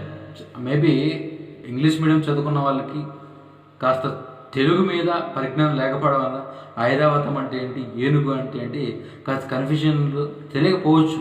మన భాష మనం తెలుసుకోవాలి. ఏనుగు అంటే ఐరావతం అన్న రెండు కూడా ఒకటే. ఆప్షన్లో ఏనుగు ఇచ్చిన కరెక్ట్ ఆన్సరే, ఐరావతం ఇచ్చిన కరెక్ట్ ఆన్సరే. దాని తర్వాత రాజ్యాంగానికి భారత రాజ్యాంగ పరిషత్ అనేది భారత రాజ్యాంగాన్ని రచించడానికి ఎన్ని సమావేశాలు పెట్టింది? అంటే భారత రాజ్యాంగ పరిషత్ అనేది రాజ్యాంగం యొక్క నిర్మాణంలో భాగంగా ఎన్ని సమావేశాలు పెట్టింది? 11 పెట్టింది. దాని తర్వాత రాజ్యాంగ పరిషత్కి రాజ్యాంగ రచనలో అనేక సవరణలు రావడం జరిగింది. అంటే ఇప్పుడు ఫర్ ఎగ్జాంపుల్ ఒక రాజ్యాంగాన్ని ప్రవేశపెట్టేటప్పుడు రాజ్యాంగమే కాదు మనం చూస్తుంటాం. ఇప్పుడు ఏదైనా కూడా అసెంబ్లీలో ఒక బిల్లు ప్రవేశపెట్టేటప్పుడు అధికార పక్షాలు విపక్షాలు ఇద్దరి మధ్య ఒక చర్చ అయితే జరగడం జరుగుతుంది. అదేవిధంగా ఇక్కడ రాజ్యాంగ పరిషత్తులు కూడా ఈ రాజ్యాంగం మీద చర్చలు జరిగి వారు అనేక సవరణలు అంటే ఇది మార్చండి ఇది మార్చండి అని చెప్పి అనేక సవరణలని ఇవ్వడం జరిగింది. అయితే టోటల్గా రాజ్యాంగ పరిషత్తులో రాజ్యాంగ నిర్మాణానికి సంబంధించి ఎన్ని సవరణలు వచ్చాయి? 7,635 సవరణలు అయితే రాజ్యాంగానికి రావడం జరిగింది. ఇన్ని సవరణలు చెయ్యండి అని చెప్పి ప్రతిపాదన రావడం జరిగింది. అయితే వీటిలో 2,473 సవరణల్ని తీసుకొని అంటే వాటిని చర్చించి వాటిని మార్చడం జరిగింది. మిగతా వాటిని అదేవిధంగా చేర్చడం జరిగింది. టోటల్గా ఎన్ని సవరణలు రావడం జరిగింది, ఎన్ని ప్రతిపాదనలు రావడం జరిగింది? 7,635 రావడం జరిగింది. వాటిలో 2,473 సవరణలను చర్చించి వాటిని మార్చి పొందుపరచడం జరిగింది. అయితే భారత రాజ్యాంగ పరిషత్తులో భారత రాజ్యాంగానికి సంబంధించి అతి ఎక్కువ సవరణలు చేయాలని చెప్పి ప్రతిపాదించినటువంటి వ్యక్తి హెచ్వి కామన్. అంటే ప్రతిదానికి అడ్డుపడుతూ ఇది మార్చండి అని చెప్పి ఎక్కువ సవరణను చూపించిన వ్యక్తి హెచ్వి కామన్. గుర్తుంచుకోవాలి, ఇవన్నీ కూడా ఆబ్జెక్టివ్ ఓరియంటెడ్లో చాలా ఇంపార్టెంట్. దాని తర్వాత భారత రాజ్యాంగాన్ని ఆమోదించడానికి పట్టిన కాలము 2 సంవత్సరాల 11 నెలల 18 రోజులు. 2 సంవత్సరాల 11 నెలల 18 రోజులు భారత రాజ్యాంగాన్ని భారత రాజ్యాంగ పరిషత్ నిర్మించడానికి పట్టిన కాలం.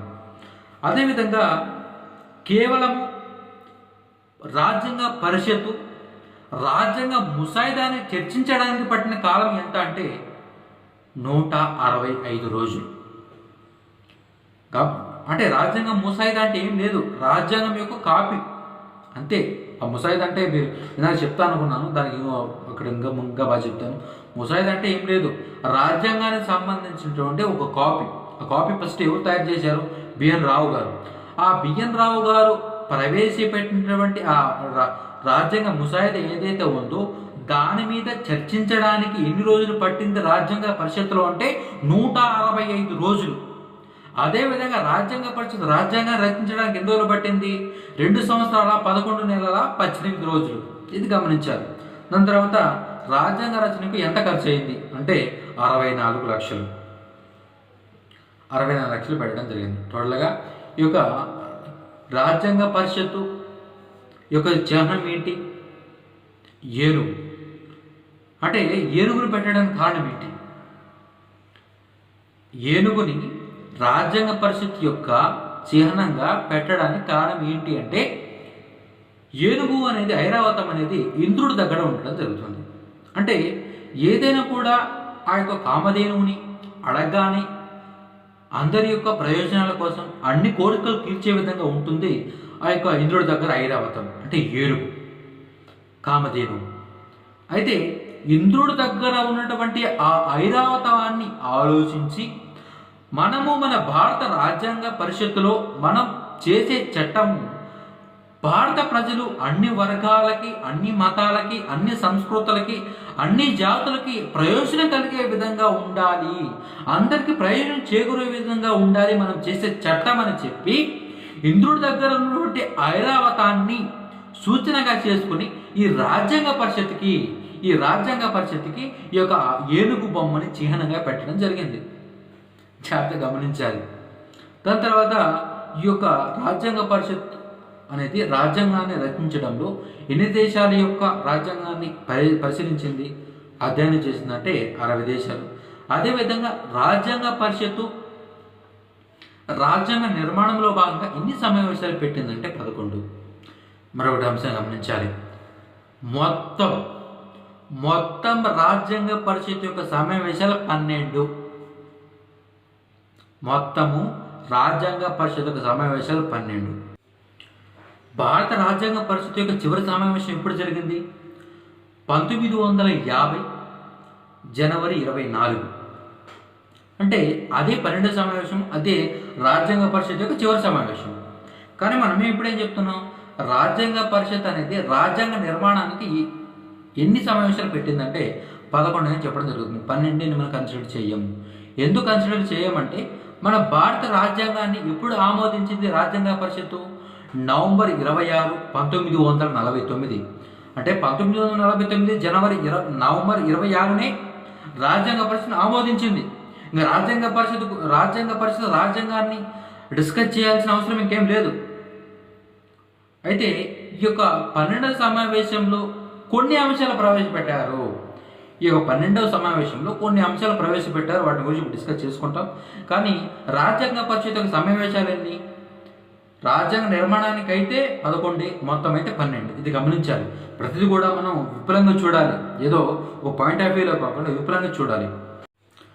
భారత రాజ్యాంగ పరిషత్ అనేది భారత రాజ్యాంగాన్ని ఎప్పుడు ఆమోదించింది? 1949 నవంబర్ 26. భారత రాజ్యాంగం అనేది భారతదేశంలో ఎప్పుడు అమలులోకి వచ్చింది? 1950 జనవరి 26. అంటే ఆమోదించిన డేట్కి అమలు పరిచిన డేట్కి 2 నెలల టైం ఉంది. అంటే అటు 2 నెలలు పట్టడం జరిగింది. ఆమోదించడానికి అమలు చేయడానికి 2 నెలలు ఎందుకు పట్టింది? అదేవిధంగా రాజ్యాంగ పరిషత్తు రాజ్యాంగాన్ని ఆమోదించగానే కొన్ని అంశాలైతే అమల్లోకి వచ్చాయి. అవి పౌరసత్వం కావచ్చు, ఎన్నికలు కావచ్చు, తాత్కాలిక పార్లమెంటు కావచ్చు, దాని తర్వాత పౌరసత్వంతో పాటు ఇవి స్వదేశీ సంస్థాన రాజులకి ఇచ్చినటువంటి కొన్ని ప్రత్యేక వస్తువులు కావచ్చు, అవన్నీ కూడా అమల్లోకి వచ్చాయి. కానీ రాజ్యాంగాన్ని అమలు చేసిన డేట్కి ఆమోదించిన డేట్కి 2 నెలలు ఎందుకు పట్టింది అంటే, మనం క్లాస్ మొదట్లోనే చెప్పుకున్నాం, స్టార్టింగ్లోనే చెప్పుకున్నాం. 1929లో లాహోర్ సమావేశం జరగడం జరిగింది. 1929లో లాహోర్ సమావేశం జరగడం జరిగింది. ఆ లాహోర్ సమావేశంలో ఏం చేశారు? ఏ తీర్మానం చేశారు? సంపూర్ణ స్వరాజ్య తీర్మానం చేయడం జరుగుతుంది. 1929 జనవరి 26న ఈ లాహోర్లో భారత జాతీయ కాంగ్రెస్ సమావేశం కావడం జరుగుతుంది. ఆ సమావేశంలో ఈ భారత జాతీయ కాంగ్రెస్ అనేది సంపూర్ణ స్వరాజ్య తీర్మానం చేయడం జరుగుతుంది. అయితే దీనికోసమే 2 నెలలు ఆపారు. ఎందుకంటే ఈ యొక్క డేకి భారత జాతీయ కాంగ్రెస్ అనేది సంపూర్ణ స్వరాజ్య తీర్మానం చేసిన ఈ అంశాన్ని చారిత్రాత్మకంగా గుర్తు పెట్టుకోవడం కోసము, ఈ యొక్క డేకి ఒక చారిత్రాత్మకమైనటువంటి ప్రత్యేకత ఇవ్వడం కోసము ఆ రోజున రాజ్యాంగాన్ని అమలు చేశారు. 1929 లాహోర్ సమావేశంలో భారత జాతీయ కాంగ్రెస్ సంపూర్ణ స్వరాజ్య తీర్మానం చేసింది. ఆ సంపూర్ణ స్వరాజ్య తీర్మానం చేసింది 1929 జనవరి 26. ఆ జనవరి 26 రోజునే ఈ రాజ్యాంగాన్ని అమలు చేస్తే ఆ డేట్కి ఒక రాజకీయ మరియు చారిత్రక ప్రత్యేకత ఉండాలి అనే ఉద్దేశంతో నవంబర్ 26లో ఆమోదించినప్పటికీ జనవరి 26న ఈ రాజ్యాంగాన్ని 1950 అమలు చేయడం జరిగింది. కారణం అదే. అయితే ఈ యొక్క రాజ్యాంగ పరిషత్ యొక్క చివరి సమావేశం ఇప్పుడు జరిగింది జనవరి 24, 1950. ఎందుకు జరిగింది అంటే ఈ సమావేశంలో 3 అంశాలని రాజ్యాంగ పరిషత్ ఆమోదించడం జరిగింది. మొదటి అంశము జనగణమన అనే ఈ యొక్క అంశాన్ని భారత జాతీయ గీతంగా ఆమోదించడం జరిగింది. అదేవిధంగా వందే మాతరాన్ని భారత జాతీయ గేయంగా ఆమోదించడం జరిగింది. దాని తర్వాత బాబు రాజేంద్ర ప్రసాద్ని తాత్కాలిక రాష్ట్రపతిగా నియమించడం జరుగుతుంది. అయితే ఈ బాబు రాజేంద్ర ప్రసాద్ని తాత్కాలిక నియమించడంతో దీనికి జవహర్లాల్ నెహ్రూ గారు ఈయన పేరుని బాబు రాజేంద్ర ప్రసాద్ రాష్ట్రపతిగా ఉంటారు అనే అంశాన్ని జవహర్లాల్ నెహ్రూ గారు ప్రతిపాదిస్తే సర్దార్ వల్లభాయ్ పటేల్ గారు దాన్ని సమర్థించడం జరుగుతుంది. తాత్కాలిక రాష్ట్రపతిగా బాబు రాజేంద్ర ప్రసాద్ గారిని ప్రతిపాదించిన వ్యక్తి జవహర్లాల్ నెహ్రూ, దాన్ని సమర్థించిన వ్యక్తి సర్దార్ వల్లభాయ్ పటేల్. తర్వాత మనము ప్రతి సంవత్సరము జనవరి 26న గణతంత్ర దినోత్సవంగా జరుపుకుంటాం. రిపబ్లిక్ డేగా మనం జరుపుకుంటాం. ఎందుకు జరుపుకుంటాం? 1950 జనవరి 26న మన రాజ్యాంగం రచించుకొని మనం సమర్పించుకున్నాం అని చెప్పి చాలామంది అనుకుంటారు. అంటే మనం రాజ్యాంగం రచించుకున్నాం. ఆ రాజ్యాంగం జనవరి 26న అమల్లోకి వచ్చింది. 1950లో అమల్లోకి వచ్చింది. కాబట్టి మనకు అప్పటి నుంచి ప్రజాస్వామ్యం ఉంది, డెమోక్రసీ ఉంది అని చెప్పి అప్పటి నుంచి మనకి దానికి గుర్తుగా మనం ప్రతి సంవత్సరము గణతంత్ర దినోత్సవంగా జరుపుకుంటామని చెప్పి చాలామంది అనుకుంటారు. కానీ కాదు. ఎందుకంటే అసలు గణతంత్ర రాజ్యం అంటే ఏంటి, ప్రజాస్వామ్యం అంటే ఏంటి? ఈ బ్రిటన్ అనేది గణతంత్ర రాజ్యం కాదు, ప్రజాస్వామ్య దేశమే. అదేవిధంగా జపాన్ కూడా గణతంత్ర రాజ్యం కాదు, ప్రజాస్వామ్య దేశమే. అసలు గణతంత్ర దేశం అంటే ఏమిటి? గణతంత్ర దేశం అంటే ఒక దేశానికి సంబంధించినటువంటి దేశాధిపతి ప్రజల చేత ప్రత్యక్షంగా లేదా పరోక్షంగా ఎన్నిక కాబడితే ఆ దేశాన్ని గణతంత్ర దేశంగా చెప్పడం జరుగుతుంది. బ్రిటన్లో పార్లమెంట్ ఉంటుంది, ఎన్నికలు ఉంటాయి. కానీ ఆ దేశాధిపతి ఎవరు? ఆ యొక్క రాణి లేదా రాజు ఉంటారు. కాబట్టి ఆ విధంగా కాకుండా ప్రజల చేత ఎన్నిక కాబడితే, అంటే వారసత్వంగా కాకుండా ప్రజల చేత ప్రత్యక్షంగా లేదా పరోక్షంగా ఎన్నిక కాబడితే ఆ యొక్క దేశాన్ని గణతంత్ర దేశంగా చెప్పడం జరుగుతుంది. అయితే మన దేశాన్ని జనవరి 26ని గణతంత్ర దినోత్సవంగా ఎందుకు జరుపుకుంటాము అంటే, మన దేశంలో దేశాధిపతి ఎవరు? రాష్ట్రపతి. ప్రజల చేత పరోక్షంగా ఎన్నిక కాబడితే రాష్ట్రపతి. స్వాతంత్రం వచ్చిన తర్వాత భారతదేశం యొక్క గవర్నర్ జనరల్ ఎవరు? Lord Mountbatten. ఈ లార్డ్ మౌంట్ బాటన్ భారతదేశానికి గవర్నర్ జనరల్గా ఉన్నారంటే ఈ గవర్నర్ జనరల్ ఎవరు నియమించారు? బ్రిటిష్ రాణి.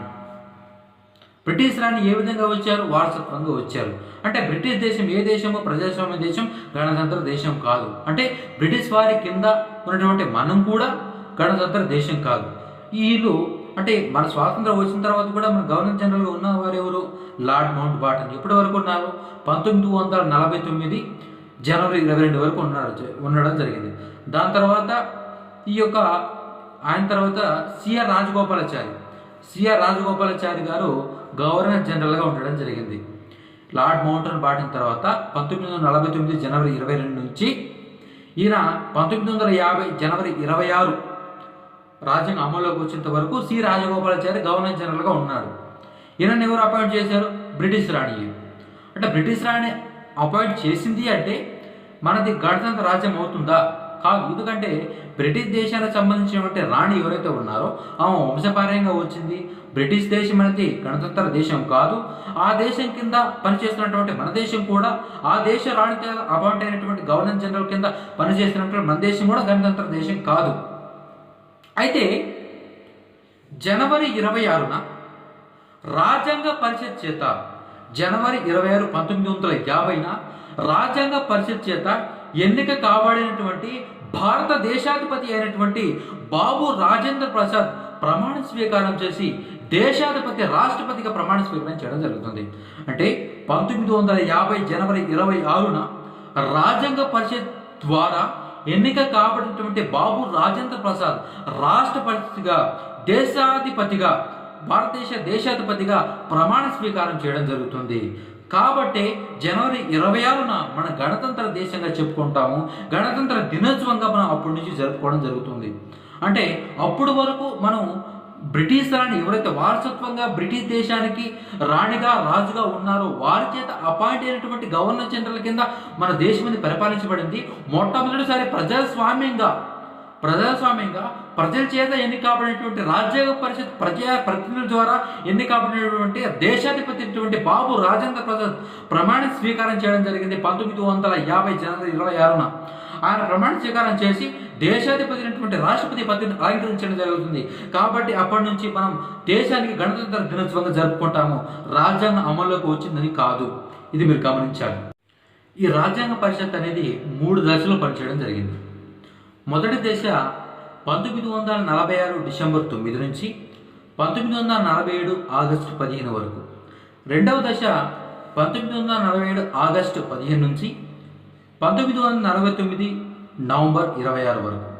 అదేవిధంగా మూడవ దశ 1949 నవంబర్ 26 నుంచి 1950 జనవరి 26 వరకు.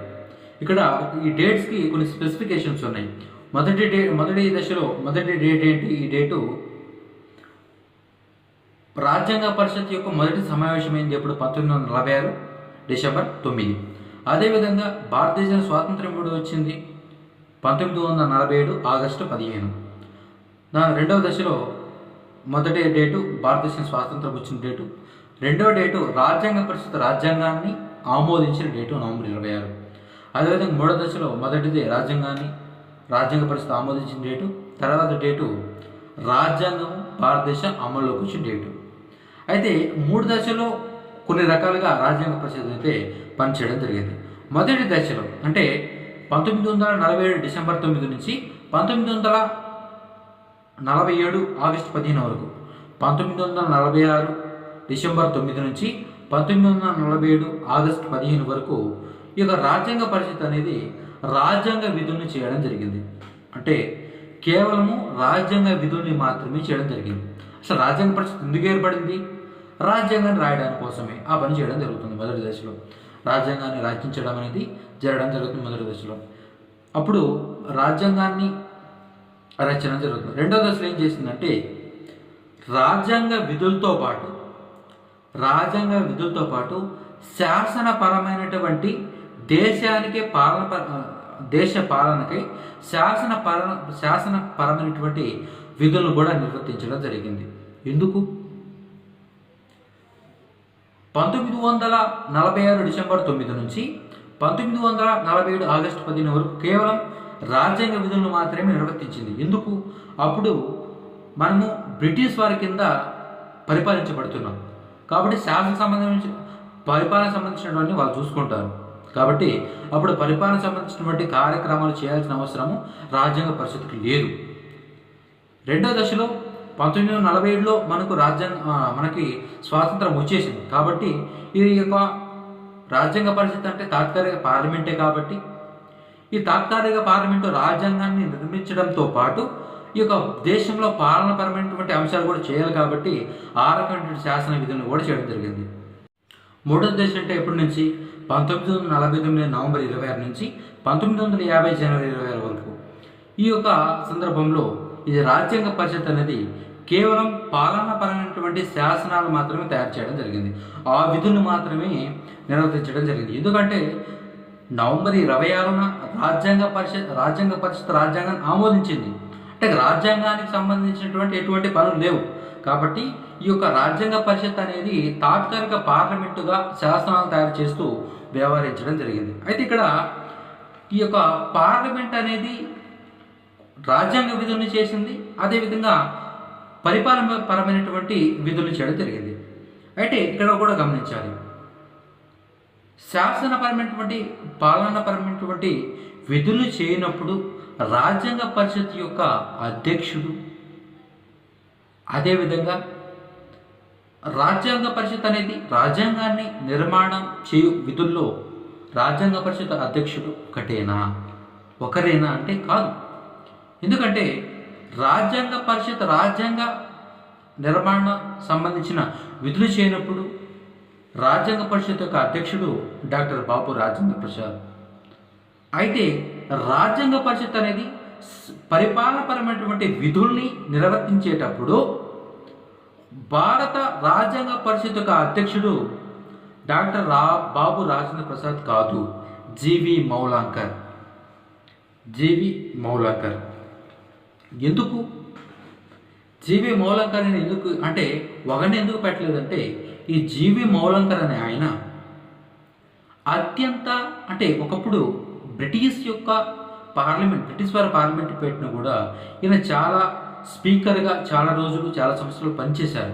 కాబట్టి జవహర్లాల్ నెహ్రూ గారు ఈయనకి అంతకు ముందు నుంచే శాసనపరమైనటువంటి అంశాల మీద మంచి పట్టు ఉంది, ఈ అంశానికి ఈయననే అధ్యక్షుడిగా ఉంచుదామని చెప్పి ఈ జవహర్లాల్ నెహ్రూ ఈ జీవి మౌలాంకర్ని అధ్యక్షుడిగా శాసనపరమైనటువంటి పరిపాలనపరమైనటువంటి శాసనం చేసినప్పుడు రాజ్యాంగ పరిషత్ అధ్యక్షుడిగా జీవి మౌలాంకర్ని నియమించడం జరుగుతుంది. అదేవిధంగా ఆ సందర్భంలో ఉపాధ్యక్షుడిగా ఈయన అనంత శయనం అయ్యంగార్ గారిని ఉపాధ్యక్షుడిగా ఉంచడం జరుగుతుంది. అయితే ఈ డాక్టర్ బాబు రాజేంద్ర ప్రసాద్ దీన్ని వ్యతిరేకించడం జరుగుతుంది. ఎందుకంటే ఈయన రాజ్యాంగ పరిషత్ విధులు నిర్వర్తించేటప్పుడేమో అధ్యక్షుడిగా అందరి ముందు పెద్ద సీట్లో కూర్చునేవాడు. ఎప్పుడైతే శాస్త్రపరమైనటువంటి కార్యక్రమాలు జరుగుతాయో పరిపాలన సంబంధించి ఆ టైంలో ఈయన కూడా ఒక సాధారణ సభ్యుడిగా అందులో కూర్చోవడం అనేది ఆయన కాస్త ఇగో ఆయనకి సాటిస్ఫై కాకపోవడంతో ఇలా వద్దు, దీన్ని కూడా నన్నే అంటే పరిపాలనకు సంబంధించినటువంటి శాస్త్రం చేసేటప్పుడు కూడా నన్నే అధ్యక్షుడిగా ఉంచండి అని చెప్పి అడిగినా కూడా ఈ యొక్క జవహర్లాల్ నెహ్రూ ఒప్పుకోరు. ఎందుకంటే ఆయనకు ముందుగానే శాసనపరమైనటువంటి అన్ని అంశాలు ఆయనకు మంచి అనుభవం ఉంది కాబట్టి ఆయన ఉంటేనే బాగుంటుంది అని చెప్పి బాబు రాజేంద్ర ప్రసాద్ దాన్ని తిరస్కరించినా కూడా జీవీ మౌలంకర్ని ఆయన్ని పెట్టడం జరుగుతుంది. ఈ జీవీ మౌలంకరే రాజ్యాంగ ఇప్పుడు ఉంటుంది కదా లోక్సభ రాజ్యసభకు పేరు పెట్టింది ఆయనే. లోక్సభ రాజ్యసభలకు పేరు పెట్టింది జీవీ మౌలంకరే 1950లో. అది మనం ముందు చెప్పుకుంటాం టైం వచ్చినప్పుడు. అయితే ఈ విధంగా ఉండడం జరిగింది. జీవీ మౌలంకర్ అని ఆయన ఎప్పుడైతే రాజ్యాంగ పరిషత్ అనేది పరిపాలన సంబంధించినటువంటి శాసనాలు చేస్తుందో అప్పుడు ఆయన అధ్యక్షుడిగా ఉండడం జరుగుతుంది. అయితే రాజ్యాంగ పరిషత్ అనేది రాజ్యాంగాన్ని ఏ విధంగా రచించింది? ఏ విధంగా రచించిందంటే భారత రాజ్యాంగ పరిషత్తులో మొట్టమొదటిసారి రాజ్యాంగ ముసాయిదాన్ని ప్రవేశపెట్టినట్టు వ్యక్తి బిఎన్ రావు. మనం ఇదివరకే చెప్పుకున్నాం. అయితే ఆయన ముసాయిదా ప్రవేశపెట్టారు. ఎందుకంటే ఆయన ఒక్కడే రాజ్యాంగం మొత్తం రచించుకొని వచ్చి ఇది రాజ్యాంగం అని చెప్పి ఆయన రాజ్యాంగ పరిషత్తులో ప్రవేశపెట్టడం జరుగుతుంది. ఎందుకు? ఆయన చాలా న్యాయ కోవిదులు గారు. ఆయన అంతర్జాతీయ న్యాయస్థానంలో కూడా న్యాయమూర్తిగా పనిచేశారు కాబట్టి అంత పరిజ్ఞానవంతుడు కాబట్టి ఆయన కొన్ని కొత్త కాలానికి ఇది భారతదేశానికి రాజ్యాంగం అని చెప్పి ఆయన మొదటి ముసాయిదా అంటే ఫస్ట్ కాపీని రాజ్యాంగ పరిషత్ కాపీని తెచ్చి ఆయన టోటల్గా ఇది రాజ్యాంగం అని చెప్పి ఆయన రాజ్యాంగ పరిషత్తులో ప్రవేశపెట్టడం జరుగుతుంది. అయితే రాజ్యాంగ పరిషత్ సభ్యులు, ముఖ్యులు, నాయకులు, అధ్యక్షులు ఏం చేశారంటే బిఎన్ రావు గారు ప్రవేశపెట్టినటువంటి రాజ్యాంగ ముసాయిదా అదే విధంగా ప్రవేశపెట్టకూడదు, దీన్నే మనము రాజ్యాంగాన్ని ఈయన ప్రవేశపెట్టినటువంటి ఈ ముసాయిదాని మన భారత రాజ్యాంగంగా మనం ప్రవేశపెట్టకూడదు, కొంచెం అందరి యొక్క అభిప్రాయాలు తీసుకోవాలి, దాంతోపాటు ప్రపంచవ్యాప్తంగా పరిశీలించి మన భారత రాజ్యాంగం ఏ విధంగా ఉండాలి అనే దాని గురించి ఓ నిర్ణయం తీసుకుందాం అని చెప్పి అందరికీ అనిపించింది. దీంతో వివిధ కమిటీలు ఏర్పాటు కావడం జరిగింది. వారందరూ కూడా వాళ్ళ పని ఏంటి? ఫర్ ఎగ్జాంపుల్ హైకోర్టు, సుప్రీంకోర్టు సంబంధించిన ఒక కమిటీ ఉంటుంది. ఆ కమిటీకి ఒక వ్యక్తిని దాని యొక్క అధిపతిగా, దాని యొక్క అధ్యక్షుడిగా నియమించడం జరుగుతుంది. అతను ఏం చేయాలి? ప్రపంచ దేశాలలో ఉన్నటువంటి అన్ని హైకోర్టులు, సుప్రీంకోర్టులు వాటి యొక్క నియమ నిబంధనలు ఏంటి, న్యాయమూర్తికి ఉండాల్సినటువంటి అర్హతలు ఏంటి, న్యాయమూర్తి ఏదైనా కూడా పొరపాటు చేస్తే, తప్పు చేస్తే అతను ఏ విధంగా తొలగించాలి, ఏ పద్ధతి ద్వారా తొలగించాలి, అన్ని దేశాల యొక్క రాజ్యాంగాన్ని పరిశీలించి ఆ రాజ్యాంగం ఉన్నటువంటి వారి యొక్క సుప్రీంకోర్టులో ఉన్నట్టు ఆ యొక్క నియమాలను పరిశీలించి దాన్ని అంటే ఆ యొక్క అంశాలని అంటే ఆ కమిటీ ఇచ్చిన నివేదికని తర్వాత బిఎన్ రావు గారు ప్రవేశపెట్టినటువంటి మొదటి ముసాయిదాని రెండింటినీ ఈ యొక్క రాజ్యాంగ పరిషత్తులో ప్రవేశపెడతారు. ఫస్ట్ ఆఫ్ ఆల్ ఏంటి, బిఎన్ రావు గారు ఈ యొక్క రాజ్యాంగానికి సంబంధించిన ఒక కాపీని రాసి ఇది రాజ్యాంగము బాగుంటుంది చూడండి అని చెప్పి ఆయన ప్రవేశపెడతారు. అయితే దాన్ని అదేవిధంగా ఆమోదించకుండా వివిధ కమిటీలు పెట్టి ఆ కమిటీలు తెచ్చినటువంటి వివిధ అంశాల మీద అంటే సుప్రీంకోర్టు మీద, అదేవిధంగా కేంద్ర రాష్ట్ర సంబంధాల మీద, దాని తర్వాత కొన్ని అంశాలు మనం నెక్స్ట్ డిస్కస్ చేసుకుంటాం నెక్స్ట్. అయితే ఆ అంశాల మీద కొన్ని కమిటీలు ఏర్పాటు చేసి ఆ కమిటీలు తెచ్చినటువంటి నివేదికని అదేవిధంగా బిఎన్ రావు గారు ప్రవేశపెట్టిన ఈ కాపీ రెండింటిని రాజ్యాంగ పరిషత్తులో ప్రవేశపెట్టి వాటికి సంబంధించినటువంటి ఏదైనా సవరణ చేయాలి అంటే ఆ సవరణ చేసి చివరి డ్రాఫ్ట్ ఏదైతే ఉంటుందో డ్రాఫ్ట్ అంటారు, చివరిగా ఇది రాజ్యాంగం అనే డ్రాఫ్ట్ ఏదైతే ఉంటుందో దాని యొక్క అధ్యక్షుడే డాక్టర్ బిఆర్ అంబేద్కర్. అంటే బిఎన్ రావు గారు ప్రవేశపెట్టినటువంటి రాజ్యాంగ ముసాయిదాని వివిధ కమిటీలు తెచ్చినటువంటి నివేదికను పరిశీలించిన తర్వాత టోటల్గా ఒక ఫ్రేమ్ అంటే ఆ అంశం మీద సుప్రీంకోర్టు, ఫర్ ఎగ్జాంపుల్ సుప్రీంకోర్టు తీసుకుందాం, ఆ సుప్రీంకోర్టు సంబంధించినటువంటి అంశాన్ని బిఎన్ రావు గారు తన యొక్క కాపీలో ప్రవేశపెడతారు. ఆ సుప్రీంకోర్టు అంశాల మీద ఒక కమిటీ ఏర్పాటు చేసి ప్రపంచ దేశాల నుంచి ఆ సుప్రీంకోర్టు సంబంధించిన అంశాలను పరిశీలించి ఓ నివేదిక తెచ్చి ఆ నివేదిక బిఎన్ రావు గారి కాపీలో ఉన్నటువంటి సుప్రీంకోర్టు ఆ రెండింటి అధికారాలు అంశాలను చూసిన తర్వాత టోటల్గా సుప్రీంకోర్టు సంబంధించిన అంశాలు ఈ విధంగా ఉండాలని చెప్పి ఓ డ్రాఫ్ట్ తయారు చేయడం జరుగుతుంది. ఆ డ్రాఫ్ట్ని ఆమోదించే అధ్యక్షుడు డాక్టర్ బిఆర్ అంబేద్కర్.